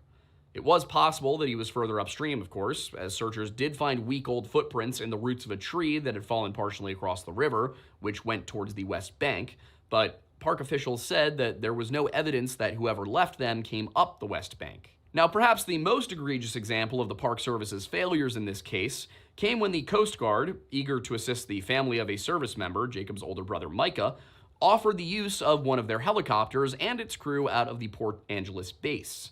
Now, it would have taken them just 5 minutes to fly the 25 miles to the search area, and when it comes to aerial searches, the Coast Guard is second to none. Yeah. Yet for utterly unexplicable reasons, the National Park Service at Olympic National Park rejected their assistance. The National Forest Service was not so unwilling to accept help, however, and welcomed Clallam County Search and Rescue into their jurisdiction on the western side of the Solduck River on the 15th. Still, the bulk of the search was on the national park side, and it was woefully inadequate. The well-trained and experienced rangers either lacked the resources or the drive to properly conduct the effort, leaving it mostly to Olympic Mountain Rescue and the... I don't know. This one's weird because, like, what do you guys think? Do you guys think that this guy gets found if the rangers actually report everything on time and, like, they call all the right people, they call Mountain Rescue, they call the police, they call the sheriffs, they call for the helicopters? Even if they do everything right and they do it at the right time and they do it efficiently and when they need to do it, do you guys think that they still find him? I think this guy was long gone from the moment they saw that bicycle. I think that from the moment the very first lady, the lady that drove by it and didn't think anything of it, I think at that point, Jacob here was long gone. Where? I don't know. His fate? Probably dead. But at that point, he was probably long gone. Maybe that's why the Rangers did drag their feet, because they were like, man, we know this kid's gone. We know he's dead, which is not an assumption you should have in any of these circumstances. You should always, at the very least, look once, right? And maybe that's why they drug their feet. They were just like, yeah, we've seen this several times. He's gone, right? So let's not waste resources and time and carry on. No, fuck no, man. That's not a good look. That's not how you do it. Maybe they were young and inexperienced and untrained, but hell. Family, all the while discouraging more volunteers who might come in from the surrounding area. To be completely... But to discourage that, man, like, come on, man. At least do right by the family and make them believe that you're trying, right? Fair, that has become standard practice because in the past, large volunteer searches have made it difficult for trackers to trace footprints, dogs to pick up scents, and sometimes they even trample evidence. But by this point in the search, they had no prints, scents, or otherwise to contaminate. Direction. By the time the Rangers nothing. suspended the official search, what little of it ever existed on the 17th, all that anyone was able to do was rule out possibilities. Jacob almost certainly wasn't in the river, and if he was, then he'd floated remarkably far downstream without getting caught on anything or being noticed. Nobody could recall seeing the 5'11" tall, good-looking young man on any of the nearby trails or roads, nor could anyone in Port Angeles, Forks, or any of the towns in between. He might have hiked into the mountains and met his fate there, but there was no reason to think he had. At least, none that didn't come with a slew of other questions. After all the time he put into prepping for the bike journey, why would Jacob abandon his bike, asks John Billman, who spent time searching with Randy Gray in the summer of 2017. And why wouldn't he contact his family? He'd done that last time he made an impulsive decision to go somewhere unexpected, when he decided to go for a light stroll from, Santa Cruz to San Francisco. Maybe wherever he parked his bike, he hitchhiked. It's a possibility. Sick of riding this fucking bike. This is actually further than what I thought. I should have listened to my dad. I wasn't prepared for this, or my mom. I wasn't prepared for this trip. Oh, here's a nice old man. Hey, man, can I get a ride? Oh, thanks, dude. And then and then he dies to that man. I don't know. It's taken somewhere. That's probably why you didn't find him. Probably why you'll never find him. Man, I don't know. The only place it could be is the river, but I don't know. Maybe he hitchhiked. It's another possibility. And along the way, he had called Mallory to tell her that he was hungry, and she'd driven out to bring him food and water. But this time, he'd left his phone behind at his grandmother's house in Port Townsend. Why? Well, there were some concerns about his mental health. According to Randy, Jacob hadn't been himself since the divorce, while his mother said he was struggling with the transition to adulthood. He'd yet to nail down a firm job and had spent the prior month living with his grandmother in order to try and find a change of pace. This cross-country bike trip was supposed to be just that, but now it seemed as though he'd abandoned that plan altogether the moment he rode off towards the Olympics. And he certainly did when he decided to leave his bike behind. If he wanted to disappear, to start his life over somewhere else, or even just get away from all the things which caused him distress, he could very easily have made his way to Canada or to Mexico, or even just hit the road as a migrant worker. So why start here, on some random stretch of road in a national park, and why leave everything behind? Most importantly, where had he gone? So I'm saying, man, that my hitchhiker theory is kind of feeling good at the moment. He just got a ride with someone, and it wasn't a nice someone, maybe. Or maybe he got a ride with someone, and he's just gone. Never said anything to it. I can't imagine.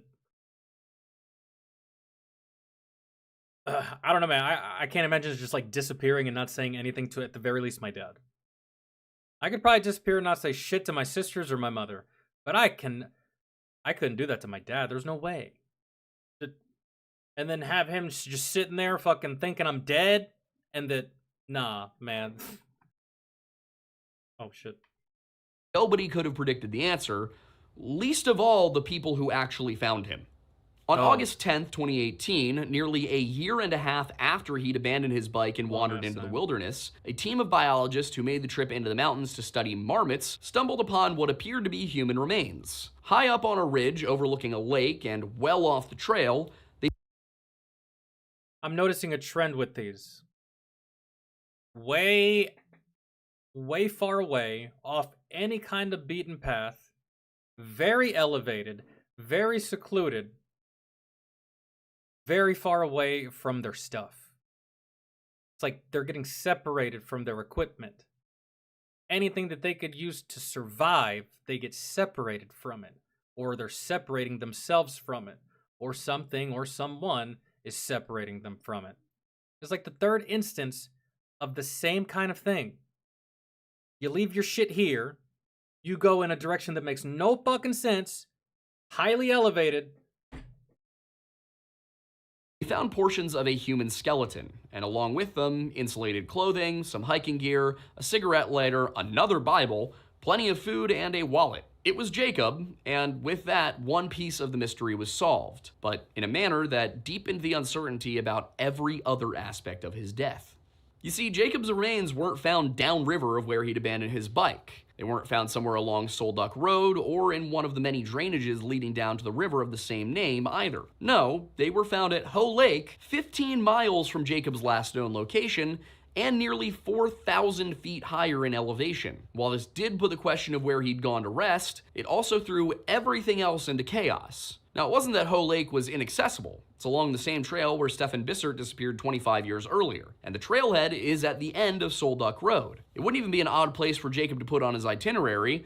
outside of the fact that he was supposed to be heading east and not down a dead-end road into the mountains. There are definitely a number of questions, but the one that sticks out to me the most is, why did he leave his bike where he did? Just about everything else has an explanation, even if it's a flimsy one. A self-inflicted death was totally off the table as far as Mallory was concerned, but some family members suggested he might have been trying to get closer to God. Mallory... You know that you can get close to God from sea level, right? You don't have to go physically. In particular told John Billman that man. Jacob was really lost and he didn't know what he wanted to do in life, where he wanted to go, what he wanted to be. The state of the world had gotten him down, she said, and he sought answers in the Bible. The verse circled in the Bible found back at camp, Isaiah 34:14, speaks of the wilderness, but in the greater context about the judgment of the nations and of Edom in particular. Maybe his goal was to go and reflect on the world, pray, and ask God for direction before making his next step. But even if that was the case, why leave everything behind where he did? It's not like he left the bike at the trailhead. He was still miles away, and it's not like walking there would... And on top of that, he left that bike on damn near the side of the road to where people could see it. To where people could see that it was abandoned. Have been any easier. He might have hitchhiked, but unless he wasn't planning to come down, that would have left him in a precarious situation should he be unable to find a ride back to where he left everything. Then there's the issue of how he actually died. The coroner ruled his cause of death to be inconclusive, and reports lean toward hypothermia, but much like in the case of James Griffin, that doesn't explain how he ended up hypothermic in the first place. Jacob wasn't inexperienced in the outdoors. He was dressed properly, he had a lighter, plenty of food, and he was in very good shape. Most importantly, he was found at the top of the ridge, and news reports citing Randy Gray as a source claimed that his clothes were found scattered along the ridge. And then those same articles imply that Jacob was taking things off as he walked due to paradoxical undressing, which is where somebody who is going through hypothermia starts to take clothes off because they feel really warm. Oh, yeah. So, yeah, that's a thing. We did the opposite of it when we were deployed. Well, I learned this while I was deployed. I can't believe I had never learned it sooner. But the opposite of this, man, whenever it's really cold, you don't put everything on at once. No, what you do is you put on one layer, right? And when your body gets to the point where you just can't take the cold anymore, you add another layer. And then you wait until you can't take it anymore, and then you add another layer. If you just put on 6 layers immediately, yeah, that's not good, man. You liable to pass the fuck out while being cold, man. The issue with that explanation is that paradoxical undressing represents the last effort of the victim and is followed almost immediately by unconsciousness and death. So, in order for Jacob to have reached that point, he would need to have allowed himself to reach end-stage hypothermia without even attempting to make it to lower, warmer ground. Yeah. He simply knew better than that. Why he left nearly all of his gear behind nearly 8 miles from the trailhead, and how he succumbed to hypothermia while wearing insulated clothes and carrying the means to build a fire aren't the only remaining questions, though. Why, against all policy and in direct contradiction to the norm, did the Olympic Park Rangers fail at every step of the way? I have prepared a Thomas. Maybe they got defunded because someone said something naughty on Twitter. I don't know. Why didn't they begin a search when they first discovered Jacob's gear? It wasn't a place that made sense for someone to stop. He hadn't set up a campsite. Everything sat there undisturbed for an entire day, and Ranger Bowie still decided to wait until the following morning to begin any sort of investigation. It's even worse that they called the family, identified the gear as belonging to Jacob, were told that his family considered him to be missing, and yet still waited until they actually arrived in the park to begin any search effort. Then, when they finally did begin looking, they basically just poked around the scene for a bit without bothering to call in rescue resources. All logic led to the sole duck, Billman writes of the Rangers' thought process. Jacob needed water. Rangers really dropped the ball here, but again, like we talked about earlier, he was definitely... I think he was dead. I don't think it matters how hard you look. I mean, look where he was found. I don't even think the helicopter would have found that. Well, on a ridge maybe, but... they got a helicopter eventually, and the helicopter still didn't see shit. So, He skipped to the river to filter into his camelback. He slipped and fell in, the water sweeping him downriver. That's the likely scenario, concluded the Olympic Park Rangers. We think he fell into the river. We'll check the river in the summer when the water goes down.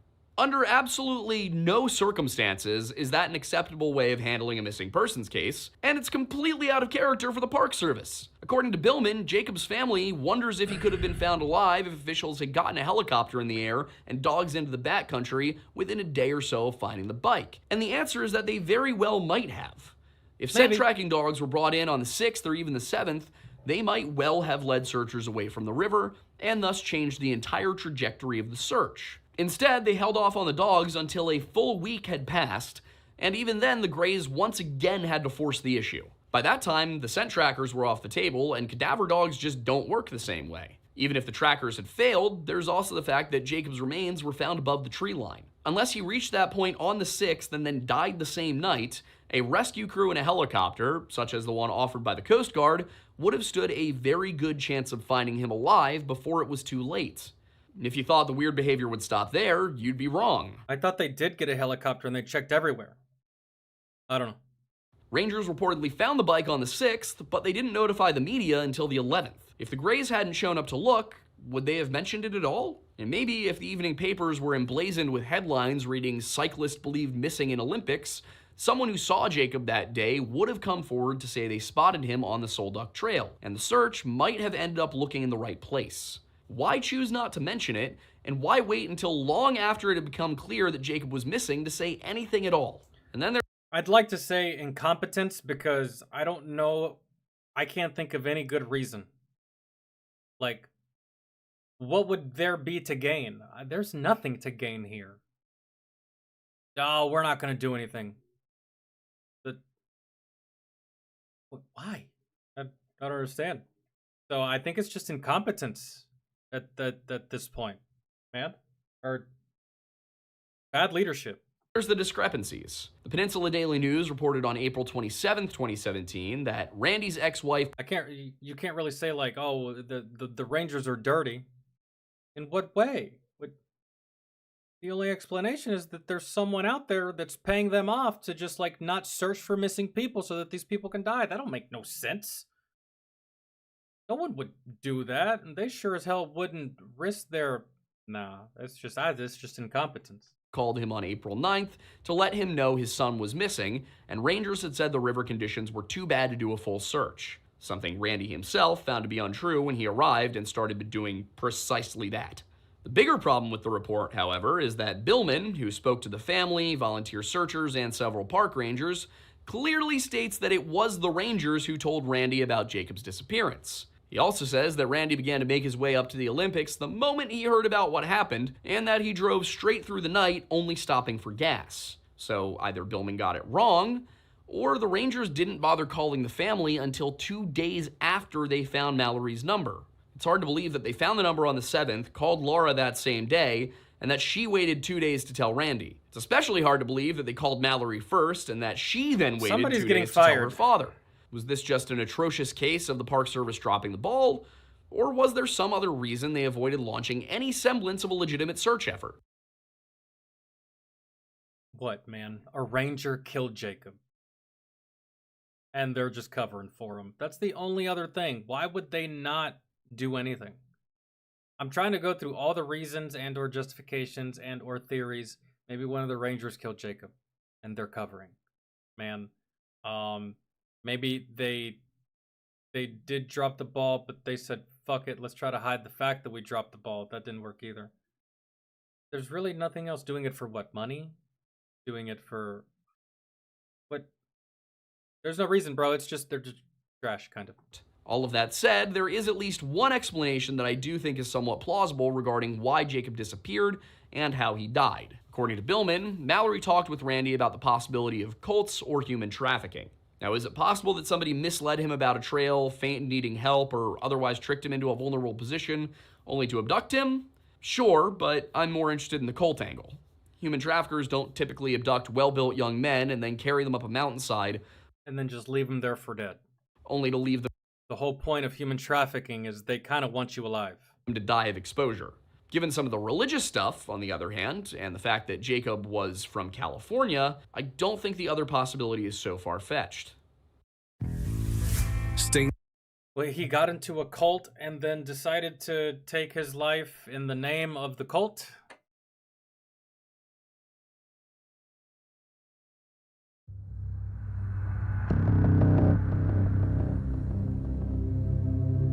Just as a disclaimer, I am a Christian. I was a Methodist for many years, and I recently became a member of the Anglican Catholic Church, to be specific. So I don't mean to suggest that religious people are susceptible to joining cults. Instead, I'm looking at the specific kinds of verses Jacob was circling. Verses about the wrath of God and his judgment against wicked nations, and his general mental health situation. According to his own family, Jacob felt lost, without direction, and his parents' divorce had turned his life upside down at a critical time in his development. He was 18 when they split up, and 4 years later his life still lacked structure. Could he have gone looking for answers and found some less than honest group offering them? It doesn't seem like anyone checked through his internet history or chat logs. What if he fell into the wrong kind of online community and ended up convinced that he needed to go on some sort of vision quest? Why did he take a Bible up the mountain with him? If he'd planned on staying the night, that wouldn't be unusual, but so far as I can tell, he left all of his camping gear behind with the trailer. So, you're definitely not reading the Bible in the dark, that's for sure. So might this have been some sort of initiation ritual? Some sort of cult mission? It's impossible to say, given what we know about Jacob's disappearance and who he was as a person. I struggle to understand the decisions he made if they weren't driven by some sort of conviction that he was supposed to reach the top of that mountain and stay there for some period of time. On the other hand, there's not really any evidence to go on beyond deductive reasoning. He must have made it to that ridge somehow, and there's probably someone out there who recalls seeing a young man matching his description walking along the road or trail somewhere along that 15-mile route between where he left his bike and where his remains were found. It's been 8 long years since Jacob disappeared, 7 since his remains were recovered. It's obviously too late to save him, but if the Park Service would go ahead and release information about the clothes found with his body and put out a call for information, it may not be too late. And I really do wonder if anyone from the Rangers got fired. To learn what happened. Of course, if the family would prefer that this all be put to rest for good, then those wishes should be respected, absent any concrete evidence that Jacob had fallen in with a cult. For my part, I just can't wrap my head around one particular question, which is shared between Jacob Gray and James Griffin. Why did both of them seemingly stop what they were doing, leave their gear behind, and walk up into the mountains? If we had a bigger pool of people, we could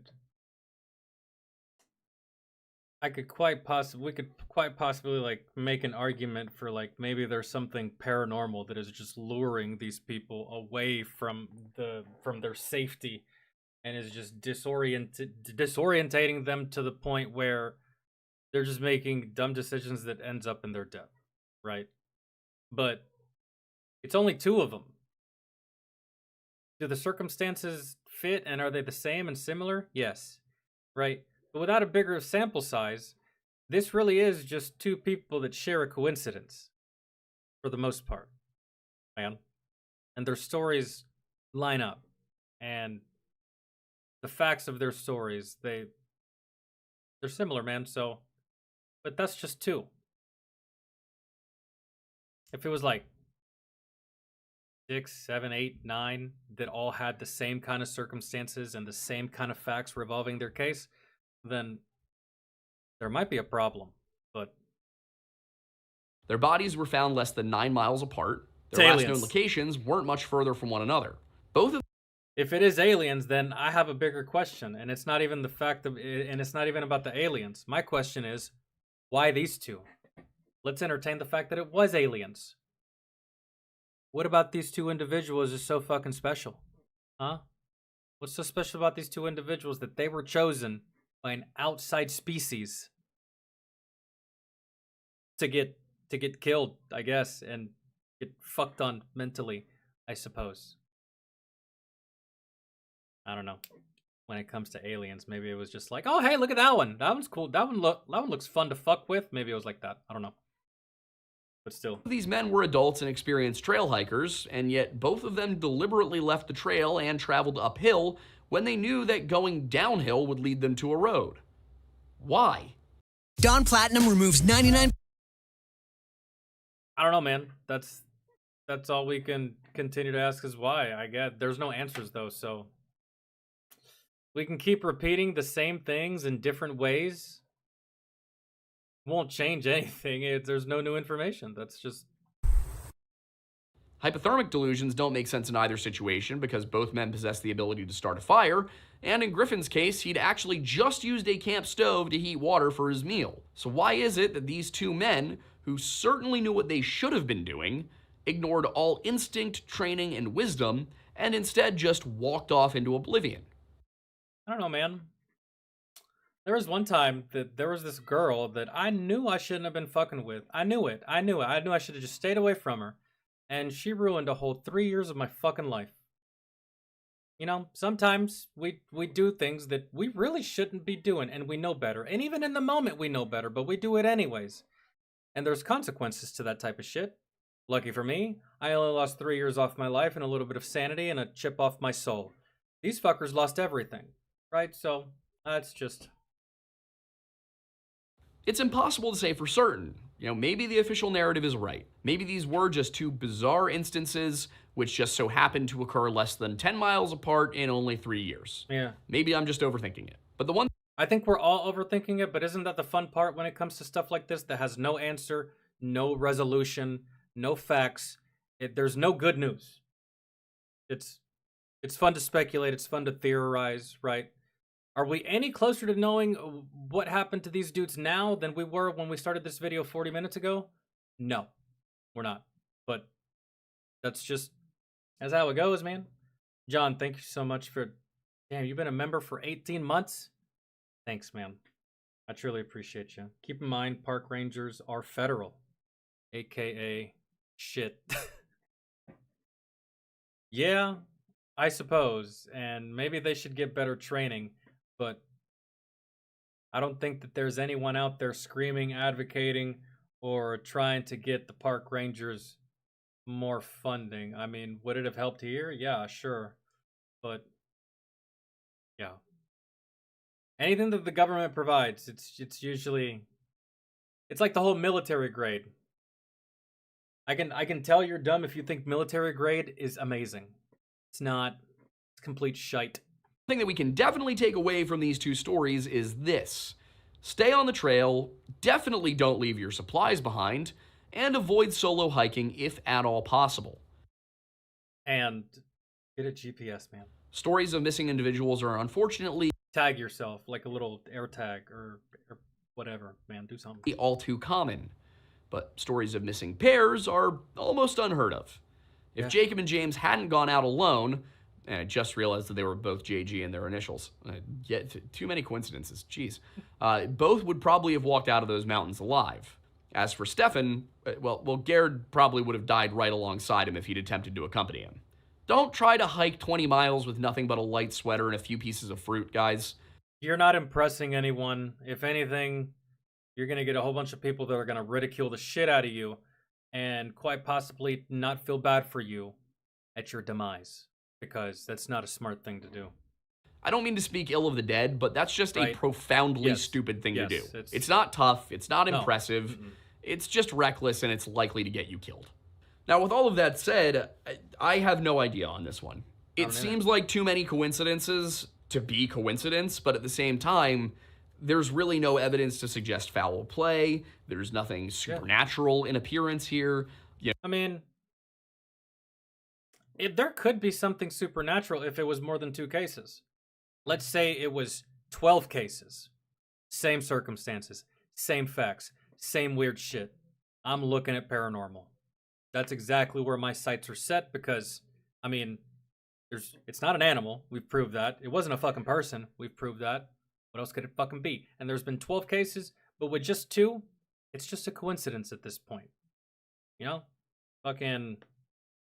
We'll talk again if, like, this occurs 7 or 8 more times within the time span of 3 years. But until something like that happens, which would be astronomical, then we're just left in this, you know? This is, as I said in other videos, along the route that, Big Feet supposedly travel, according to the, Sasquatch, more appropriately, according. John, is there anything else left to this this video? I think he's just gonna finish it out with final thoughts and just some opinions and stuff like that. Is there anything else? Do you want me to continue? If there's nothing else after this that is story related, there is a picture of some chick here. Maybe there's a story there.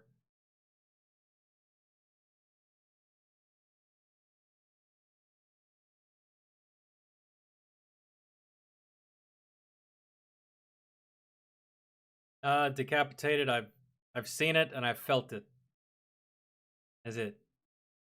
Is everything on the is everything not everything's paranormal, but I've seen things. I've heard things. I've felt things, like, just, yeah, man. Now, am I gonna believe every single video I see on the internet? Probably not. But I believe my experience, and if you tell me your experience, I'll believe that you believe it. Because can't nobody tell me what the fuck I saw. Can't nobody tell me I'm wrong either. I know what I saw. I know what I heard. Right? So, it is what it is. I didn't used to be that way. I used to be like, man, it's all bullshit. You always think something's bullshit until it happens to you.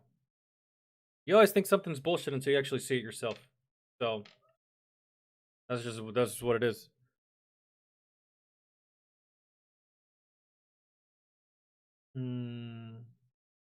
John. To the Klamath, and the Klallam, sorry, not the Klamath, the Klallam. But the problem there is that, and I feel abundantly silly saying this, it's the wrong time of the year for the Sasquatch migration. Oh, okay. Gonna be totally real with you guys. I never expected to know nearly as much about Sasquatch as I do. Totally not on my bingo card. If you told 16-year-old me, you're gonna know. Oh, goddamn. The video's over. I'm just trying to, like, skip to parts that I don't even know if John's here anymore. But the bulk of it. The most offensive one was Gabby Petito, because I actually worked with and spoke with her family throughout my coverage of that case. And then when the time came that the Netflix documentary came out and all that, the reason that there wasn't a follow-up, the reason I didn't cover the Netflix documentary. I never heard about this chick. I'm assuming she also disappeared. The reason that we didn't have Nicole or TJ on the show is because they said that they just wanted to finally have a chance to mourn. And so I said, would you prefer that we just drop it and don't talk about it anymore? And she basically said yes. And that's how it should be. If somebody says we're done, they're done. It's not my story. Gabby's story is not my story to tell. I think I'm gonna stop it there. I think the stories are over at this point. We pretty much got what we needed to get out of that. It was two stories, both very, very similar in circumstance and the situation, and details were very, very similar. I think the only details that were not the same from the Jacob case and the Mr. Griffin case was the fact that in Mr. Griffin's case, everything went according to plan when it came to search and rescue. When it came to Jacob's case, the park rangers dropped the ball completely in a colossal, embarrassing way. And it probably didn't look good, and there's probably a lot of pissed off people.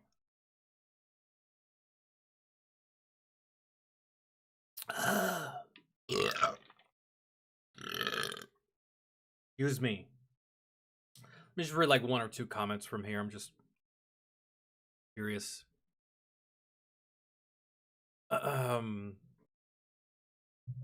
6-year-old autistic boy is missing in Alberta near... Wow, this was posted an hour ago. 6-year-old autistic boy is missing in Alberta near Crown's Nest Pass. Went on a walk with siblings while camping and went missing at one point during that walk. They returned without him. Day 6 searching today. Very reminiscent of Dennis Martin.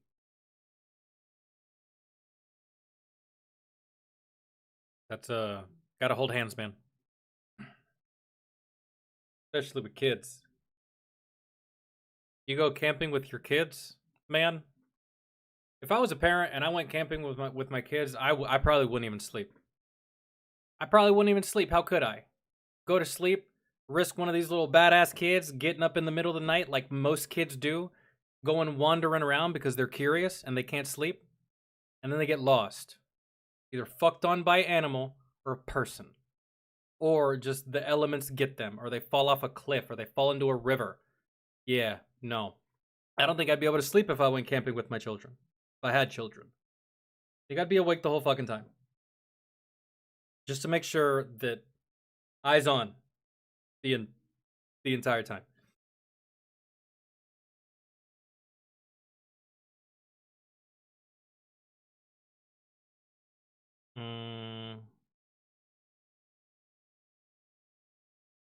Did Griffin have his car keys in his pocket? Maybe he lost his keys, forcing him to turn around and search for it, causing him to get lost in the dark. I don't remember from the story.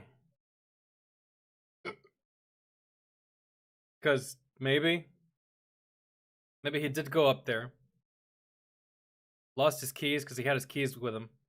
He's like, oh, fuck, man, I can't leave if I don't have these damn keys. Looked for him. But still, his car was in a parking lot. He could have survived by the car or back towards his campsite. You know, if I go 1,000 feet up to a fucking ridge and I drop my phone and lose it, bro, I'm gonna look for that shit for like about 45 minutes. That's about it. And if the sun starts to come down, the phone's gone. I don't care. I'm out. I'm not gonna be in the dark looking for shit. That's just no. And especially in an area that you don't know, wooded area, you get turned around, you lose your sense of direction even once. It's dark. That's one sense that's gone right there. Your sight, gone. You know, in the daytime, you quite possibly look around, maybe see like a rock or a tree in the distance, or maybe like a mountain, or maybe like a ridge or a hill, and you can kind of get like a general direction, like, oh, that I'm this way then, right? Not in the dark. So, yeah. Stop doing shit by yourselves. Probably the best way. Yeah, we're gonna get to yours, John. What was it? It was JD. Okay, yeah, JD Delay.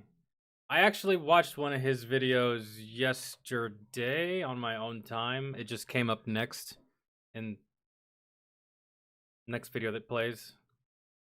His video titled "I'm going back to prison." He's not actually going back. He's going back in a teaching capacity to talk to inmates and shit, which I thought was pretty cool.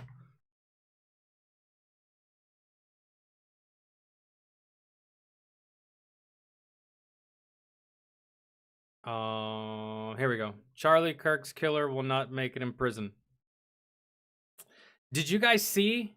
Did y'all see? Oh, Tammy, by the way, hi. I didn't see you earlier, or maybe I said something. My bad. Did you guys see where the guy that shot at Trump, he tried to stab himself in the neck? Did y'all see that? I gotta get through these donation requests, Reki Roo. What was your request? Is it in the Discord? I always got to do donation and patron requests first, so. If you are indeed a patron, let me know and I'll check. But I have to finish all this stuff first before we get to yours. Yours and Christians.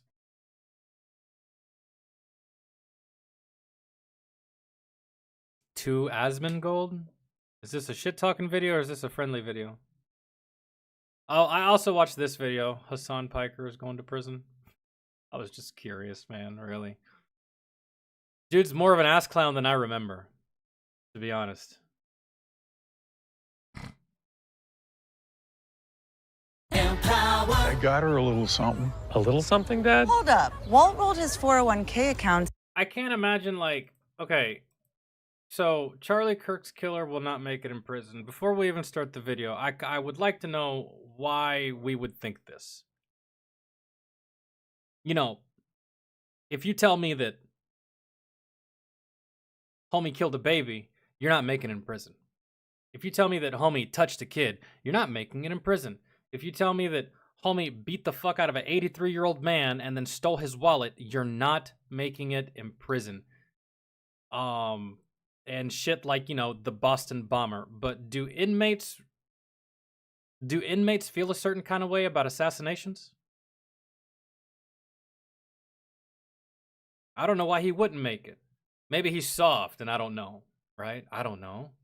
But as far as like looking at it from a prison punishment, because you get multiple punishments when you break crimes and go to jail, right? You get punishments from, you know, friends, family, they don't talk to you anymore. You get punishment from the judge, right? And then when you get to jail, you get punishment from the inmates once they find out what you did. If what you did ain't that bad, they'll leave you. But if what you did is fucking heinous, they're gonna fuck on you hard, right? Especially if you're surrounded by lifers and people that will never see parole, you get fucked on. I can't imagine that's the case for someone that just assassinated someone. I don't know how inmates feel about assassinations. Oh, Friendly. Oh, that's right. That's right. I did see that. Yeah. My condolences to him. His dad died. Yeah.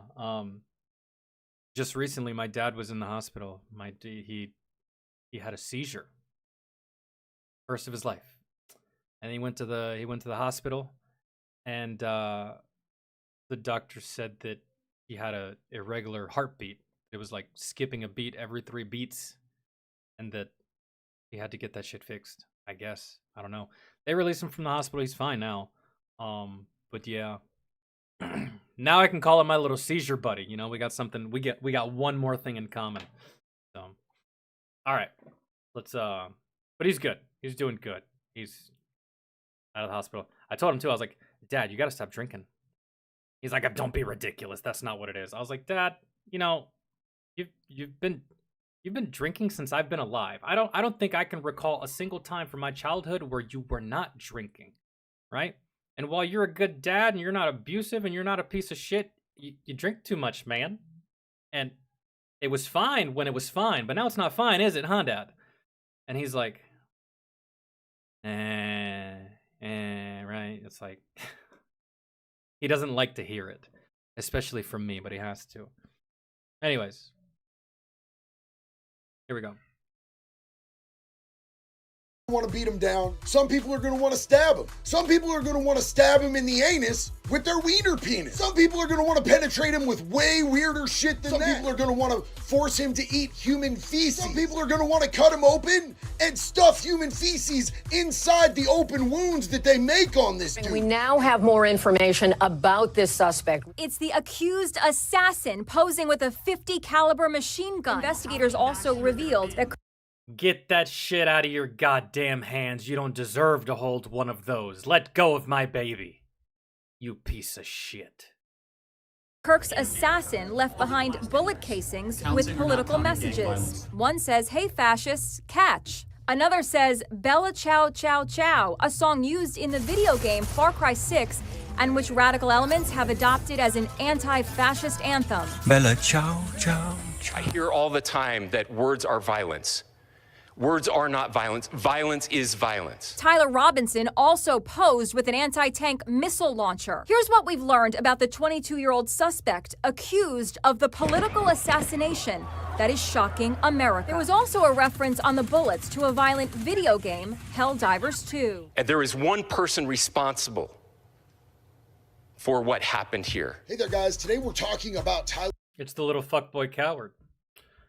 And just to throw it out there, again, one more time, if you support what Tyler did, you're also a fuckboy coward. It's not a debate either. Y'all killed the last person that would debate you. That's a motherfucking fact, and you can't change my mind. If you support what he did, you're a fuckboy coward with a little dick, and on the off chance that you're a female, you probably got a stinky ass pussy. So I just want that to be known before we continue any further. Again, Robinson, the alleged assassin in the brutal slaying of Charlie Kirk, and what would happen to him in prison if he was convicted, and what's happening to him in jail right now as somebody who's been to many county jails. I hope you get sexually assaulted into fucking oblivion, Tyler. I may get action from YouTube for saying that, but fuck it, I'm gonna say it. I hope you get sexually assaulted to fucking back. I hope they don't kill you. I hope you survive your entire sentence, and your entire sentence is nothing but fucking butt poundings. You trash can ass motherfucker. And who's also served time in 7 different prisons. I'm gonna give you my personal rundown on what I think is gonna happen in this situation. So let's get into this right now. Let's do it. Want to make an impact in the... Let's go. He's gonna be the girlfriend? Oh, for sure. Yeah, you seen him?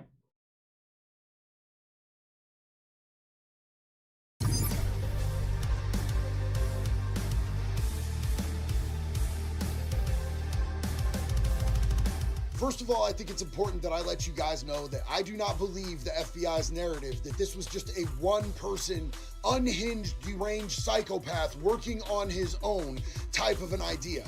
That doesn't make sense to me, and I've absolutely analyzed all of the evidence that has been provided, from the video to watching and hearing the shot, understanding where the gun was placed that they found. The entire thing stinks to me, but that's going to be for a complete and total other video. Today we're going to go under the assumption that he is guilty, that he's the only one that's guilty, and I think that he's the only one that's guilty. I think that this whole thing is getting the JFK treatment. Oh, was it Lee Harvey Oswald? Was it not Lee Harvey Oswald? There was a second shooter.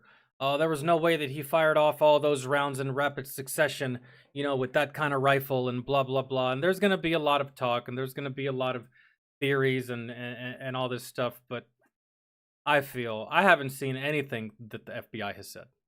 I haven't heard them say fucking dick on this subject, because I don't cover this subject often, right? Gave my initial thoughts on it, and I kind of just wanted to move the fuck on because this subject kind of gets under my skin. But no, I think it's just him.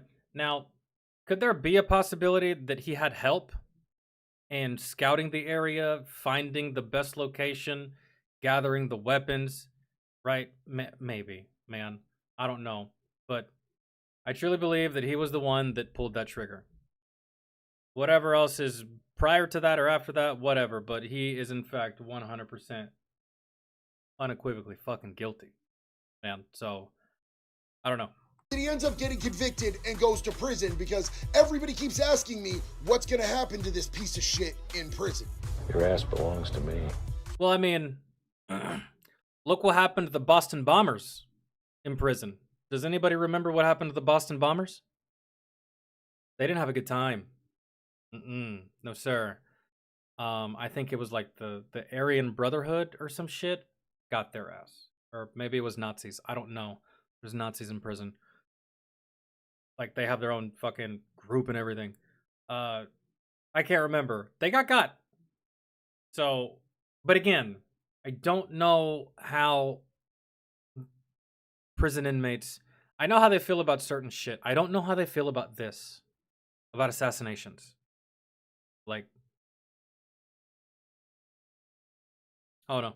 Tyler Robinson is currently being housed in the Utah County Jail. He's booked in on charges of aggravated murder, felony discharge of a firearm, and obstruction of justice. Jail officials placed Robinson under special watch in a special housing unit to determine if he poses a risk to himself or others. So what is special besides what his mom used to call him? I mean, whenever I went to jail, I had to sit in solitary confinement. Before they put me in the one area that had other inmates, which, funny enough, there was only one other inmate. I went to jail in Kuwait. And they put me in solitary confinement for like a week. Right? And I sat there by myself. With very, very small. Man, it was like, the door was like, I can't tell you like the dimensions, but the door was like, I could, from on my bed, I could reach out, touch the door. And then the toilet was right there. And then if I sat up and like reached forward, like 2 or 3 feet, I could touch the other wall, and then right here was the other wall. I was kind of like in a small box, man, for a whole week by myself. And then after that week, they transferred me to another area where the living space was bigger, and it was like a tent, and I had a bunk bed instead of just like a metal bed. And there I got to talk to my other inmate, really. But that first week, it kind of blew, because solitary confinement's not fun. Because clearly, this dude is a fucking retard. Fucking retard. Well, remember when they had Epstein and they put him in that special Epstein suicide watch cell? Yeah, that's exactly. And yeah, there was no way inside of that box they had me in, there was no way I could have hurt myself. I wasn't going to, but there was no possible way I could have harmed myself, even if I tried. Dude. I suppose I could have taken my head and just bashed it into the metal bed frame, but that wouldn't have killed me. That just would have hurt really bad. Exactly where they've got him. They've got him in a cell that is under constant observation. If he has any clothing at all whatsoever, it's one of those turtle suits. Yeah. A turtle suit is a tear-proof robe, sort of a get-down, so that he can't tear pieces off of it to be able to swing himself from something. Like, in my box, there was nothing I could have attached anything to.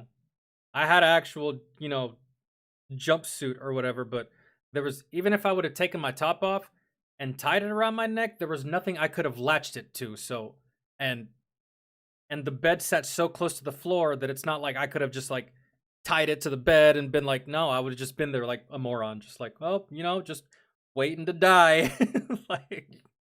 So, Epstein did while he was still under suicide watch. They have him under constant surveillance with a camera in the corner of the room that is looking down at him.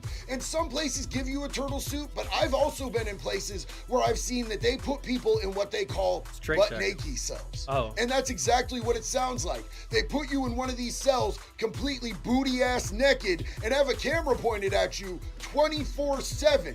Now, this is usually a 72-hour evaluation, but they can keep you in there for an indeterminate amount of time. I was in there for a fucking week, and it felt like months. And this dude is not getting out of his cell. It's absolutely miserable in one of these things. Imagine living in a cement bathroom with nothing but a toilet and a mattress and a little... Yeah. Yeah, except my walls were glass. For real. All glass. I could see through them, and they could see me. I was like, this is wild, man. I never thought I'd end up here. Sink at the top of the toilet, and you are in there 24 hours a day. You don't get any books. You don't get any TV. Yeah. You have literally nothing to do except think about what you did. Think about what you did. Which is exactly what this piece of shit deserves. Now, once he gets out of this, they're going to be placing him in an AGSED cell. And it's going to be the same exact sort of scenario in there, except he might get normal, regular jail clothes. Could you imagine the sweet justice and the sweet irony? I almost don't even want to say it, but if while Mr. Tyler here is getting escorted, he catches around to the neck, wouldn't that just be hilarious? Man, like, the irony, because we all remember why, Gary, why? Remember that? Yeah, that's...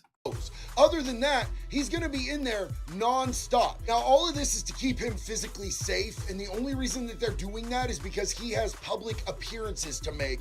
And if he goes into court all beat up in a wheelchair with half of his shit caved in and a couple extra holes in his neck, it makes it look like they're not doing their job. Fuck him. Who cares? All right? That's one thing I've never understood, especially for the ones that commit heinous acts like this, is we don't want to do the same thing to them. If I ran it all, good God, you motherfuckers that do this shit, y'all'd be dead next day, man. Y'all'd be dead faster than y'all can get packages from Amazon Prime. It's like, fuck, man. And the DOC hates it when it looks like they're not doing their job. Same thing with county jails. They're going to try to keep him in one piece for long enough to get him out of the public eye. But as soon as that's over, as soon as he's sentenced and nobody's going to see him again for any amount of time on the news, on camera, like what he currently looks like, that's when the real magic happens. In Jamaica, you can run in the sand or come. I mean,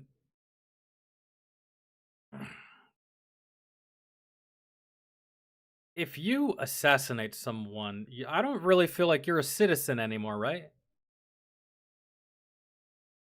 Maybe, maybe not, but I feel like you should forgo your rights as an American for this crime. Assassinations? Why do you even deserve rights? Why should you even get them? That's wild. Then again, if that's the case, then, I mean, murder is murder regardless, but, like, assassinations, man, of another American, that's so non-fucking American, it's crazy that you shouldn't even get fucking rights, to be honest. You should be treated like a fucking terrorist. You should be treated the same way we were treating Osama bin Laden. Man, fuck you. 1,000,000 times.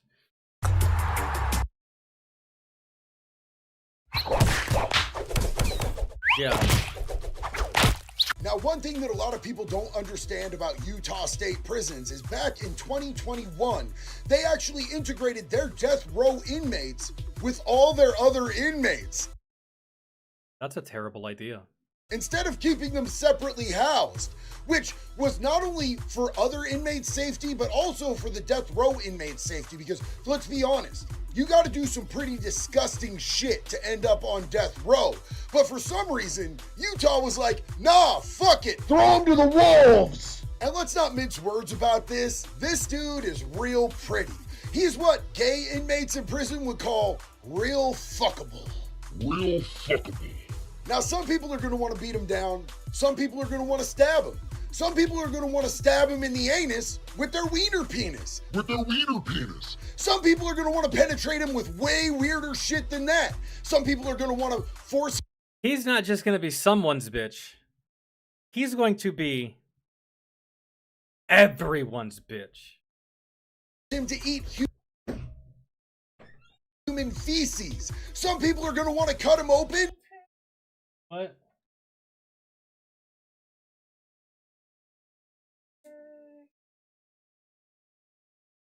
Mama, I'm working. Spit it out.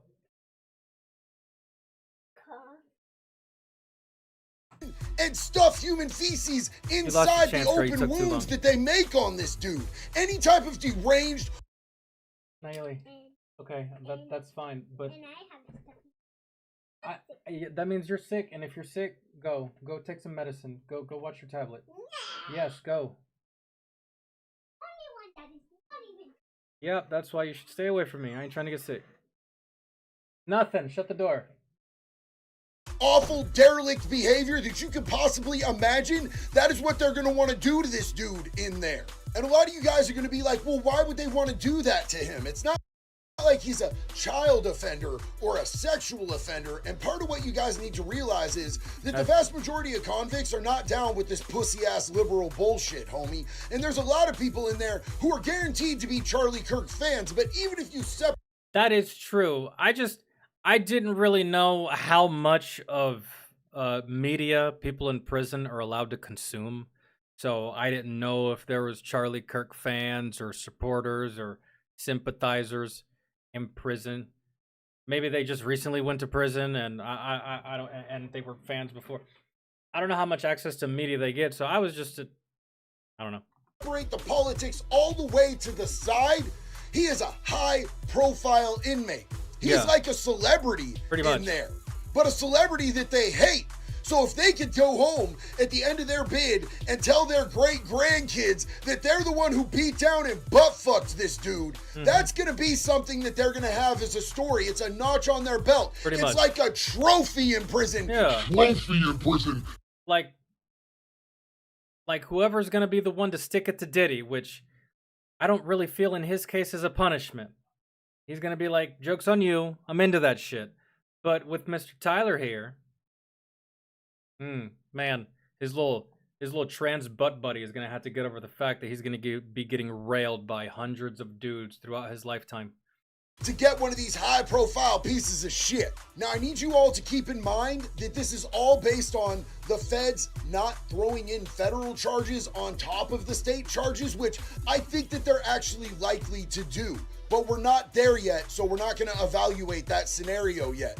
I think they're going to double dip on this just because they want to make sure that they absolutely exterminate this piece of shit. Yeah. Donald Trump, the President of the United States of America, has already called for this dude to be executed. Yeah. One way or another, that shit is going to happen. He's gonna die, whether it be by the actual needle or it be in jail.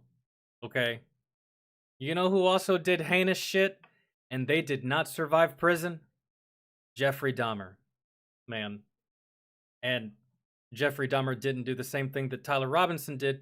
Some would even argue that what Jeffrey Dahmer did was worse than what Tyler Robinson did because Jeffrey Dahmer was a very sick fucking man. And guess what? He didn't survive prison either. But what do you expect? Someone who is, one, gay, that likes to kill, murder, rape, while they're dead and alive, other men. Yeah, how long do you think that person's going to survive in prison? Not very long. He got stabbed in the shower and died. So, with the case of Tyler, it's not... I'm not even asking when he's going to die. The real question is, how? Because he's definitely dead. Homie, when the President of the United States of America says that he wants to make sure that somebody who just did a politically motivated act of terrorism by assassinating somebody that's that high profile, you can bet your bottom dollar that that shit is already done. And look, all of this is also under the assumption that this dude does not get taken out the same way that Epstein did. And I think there is a really high likelihood of that. I think that they kind of are already setting up the play with where they're housing him in that special unit. So if they take this kid out, it's because it's revenge. Epstein was taken out to hide things, to obfuscate, to destroy evidence. Epstein's brain was the evidence. You kill him, you destroy everything. Whereas in Tyler, he'd be getting killed for just he'd be getting killed for revenge. Flat out revenge, that's what that would be if he got killed in the same way that Epstein did. Epstein was a calculated taking a pawn off the fucking table. That's what that was. So that people of higher power can keep being in higher power, right? And keep being disgusting fucking individuals in the process. That's not the case here with Tyler. That's... that it looks and I wouldn't be upset either. People die in prison all the time. Like he's unstable. I mean, we know. John with the 2. His boyfriend has disappeared. Witness protection? I don't know. I don't fucking care. That's... maybe. I guess. I wouldn't give this motherfucker witness protection. For what? For what? Who the fuck are you? Oh, you're just the boyfriend? Cool. Witness protection is only for spouses, family members. You're a fuck boy, fuck toy. Get the fuck out. No witness protection for you. Fuck out of here. I hate that idea, Jonathan. Thanks for the 2. That he's unstable. We know that he's not all there. We know that he's a few. Yeah, I mean, well, look who he was dating. Of course he's not all there. Did you see that thing? We all saw it. Cherries short of a fruit basket, although he's still hella fruity. Yeah. But I think that there's a real good chance that there's more going on here than we actually have been told. I don't believe the FBI narrative. I don't believe that this was a single shooter involved situation. I mean, I know there was only one shot, but I think there were multiple people at play in this whole situation. And I think it goes a lot deeper than just some weirdos on Reddit getting together to make this thing happen. Oh, for sure, probably. I mean, because whenever you're retarded and you can't articulate your opinions and your feelings because you're uneducated, naturally, a lot of these fuckers are going to get together with all of their inferiority, right? band together to start their. We've seen it time and time again. These are just a whole bunch of fucking retards, really. Whether they came from Reddit or not, whatever. And I don't know. What is your theory, JD? You don't believe the narrative? That's fine. We can talk about it. Do you think that there was multiple shooters there? Do you think that there was multiple people ready to take the shot? That way, if Tyler misses, someone else pulls the trigger. If that person misses, another person pulls the trigger. Or what if it's even more sinister? What if Tyler was supposed to pull the trigger? You got 2 more shooters. If Tyler misses, fuck it. The other 2 shooters, they just unleash on the crowd. Because whether you kill Charlie or you kill the fans, you're still hurting Charlie in that instance, right? Because imagine if they turned the guns on the people there instead of shooting at Charlie. Charlie has to see his own people that he's talking to die. That can break you. That can hurt you. Mentally, man. It really can, right? And Charlie would have to live with the fact that because of his event, all these people died. Really, for the most part, right? There's multiple things that they could have done to fuck up this event, to make it catastrophic. Luckily, sounds bad when I say this, luckily they were only aiming at Charlie. Because guess who was there, guys? Women, children, little kids. I know it's a college, but little kids were there. So, I don't know. I don't know, man. Whether there's other shit at play or shit that we don't know about, fuck this guy. Fuck him. I don't need to hear anything else. Fuck Tyler. Well, I'm sorry to all you other Tylers out there that have the name Tyler. That's unfortunate. That's rough. But fuck this guy in particular. Fuck this version of Tyler, okay? All you other versions, I'm sure y'all are cool guys. I think that there are actual forces at play that orchestrated this. And we're going to be doing a video getting into all of that. So please stay on the watch out for that. But I'm going to tell you right now, I don't know that this dude makes it to trial. What do you guys think? I'm hoping he doesn't make it to trial. Do you have any idea what the like how happy I would be if I could see another Gary Y situation? And for someone that truly deserves it, it'd be so fitting. It'd be so ironic. And if it hit him in the neck, oh my God, I think I'd jizz. Because the irony, man. So let me know down in the comments. And I know that some of you fucking fairies, oh, you talked all this shit to us because we were cheering the death of Charlie Kirk, but you would be cheering the death of Tyler Robinson? Yes, a terrorist that assassinated someone. Fuck that guy. I'll cheer that shit all goddamn day. You can't make me feel bad. Suck my ass. All right, I got that out. That's good. Got that out of the way. Desiree, hi. Haven't seen you in forever. How are you? I hope you're doing good. I hope you're all right. Oh!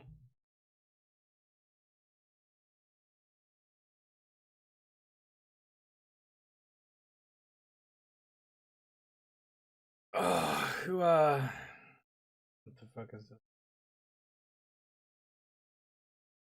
I'm good. We were just watching some videos. Oh.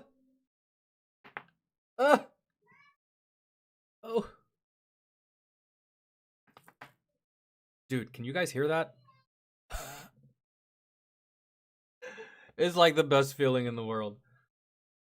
I don't know, Vince. I'm kind of hungry. I thought I would be able to. I thought I'd be able to make it to that. But I'm starving. Good news is I'm going live tomorrow again. So we can do some Fat Electrician tomorrow. I didn't think that we'd have donation requests. So I could have probably ran one and then immediately ran yours. But the fact that those were immediate donations and they were so large, I had to run those first, man. I hope you don't mind. But if we go live tomorrow, no, we are going live tomorrow. We are going live tomorrow. We'll do some Fat Electrician tomorrow. I'm starving, dog. I did not prepare properly for today's stream. Early as shit, dealing with VA, driving all over fucking town. Came back with enough time and motivation to do this stream, and I haven't eaten. And it hurts. So, Desiree, I'm sorry that you came in here right at the very tail end, and I'm about to leave, but I will be live tomorrow, and then I think that the next day after that, if I don't upload, I probably will do a music stream, because y'all have been asking. I was gonna make today a music stream, but I was already logged in to my YouTube account on Streamlabs, and I was too lazy to log into Twitch. So that's why we did a YouTube stream today. So yeah. Anyways, I hope you guys enjoyed it. I hope you guys had fun. I thank you guys for showing up. Thank you for the donations. I'll get more requests for those donations tomorrow or the next day. Make sure y'all get all the bang that y'all can for y'all's buck, you know what I mean? Maybe not just one or two, but anyways, thank you for interacting with the videos lately. Liking, commenting. I like reading y'all's comments. And yeah, I'm gonna go stuff my face. I'm gonna go deal with that little psycho kid. And yeah, try to enjoy the rest of my evening, maybe. May get stoned, watch some Sherlock. I don't know. I don't know what my evening holds. Actually, I'm gonna play some fucking D Rising.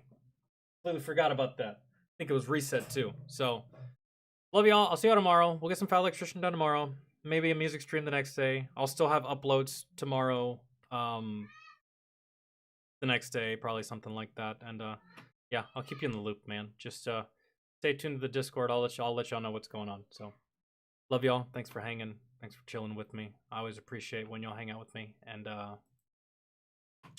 make good choices. I know it's Friday.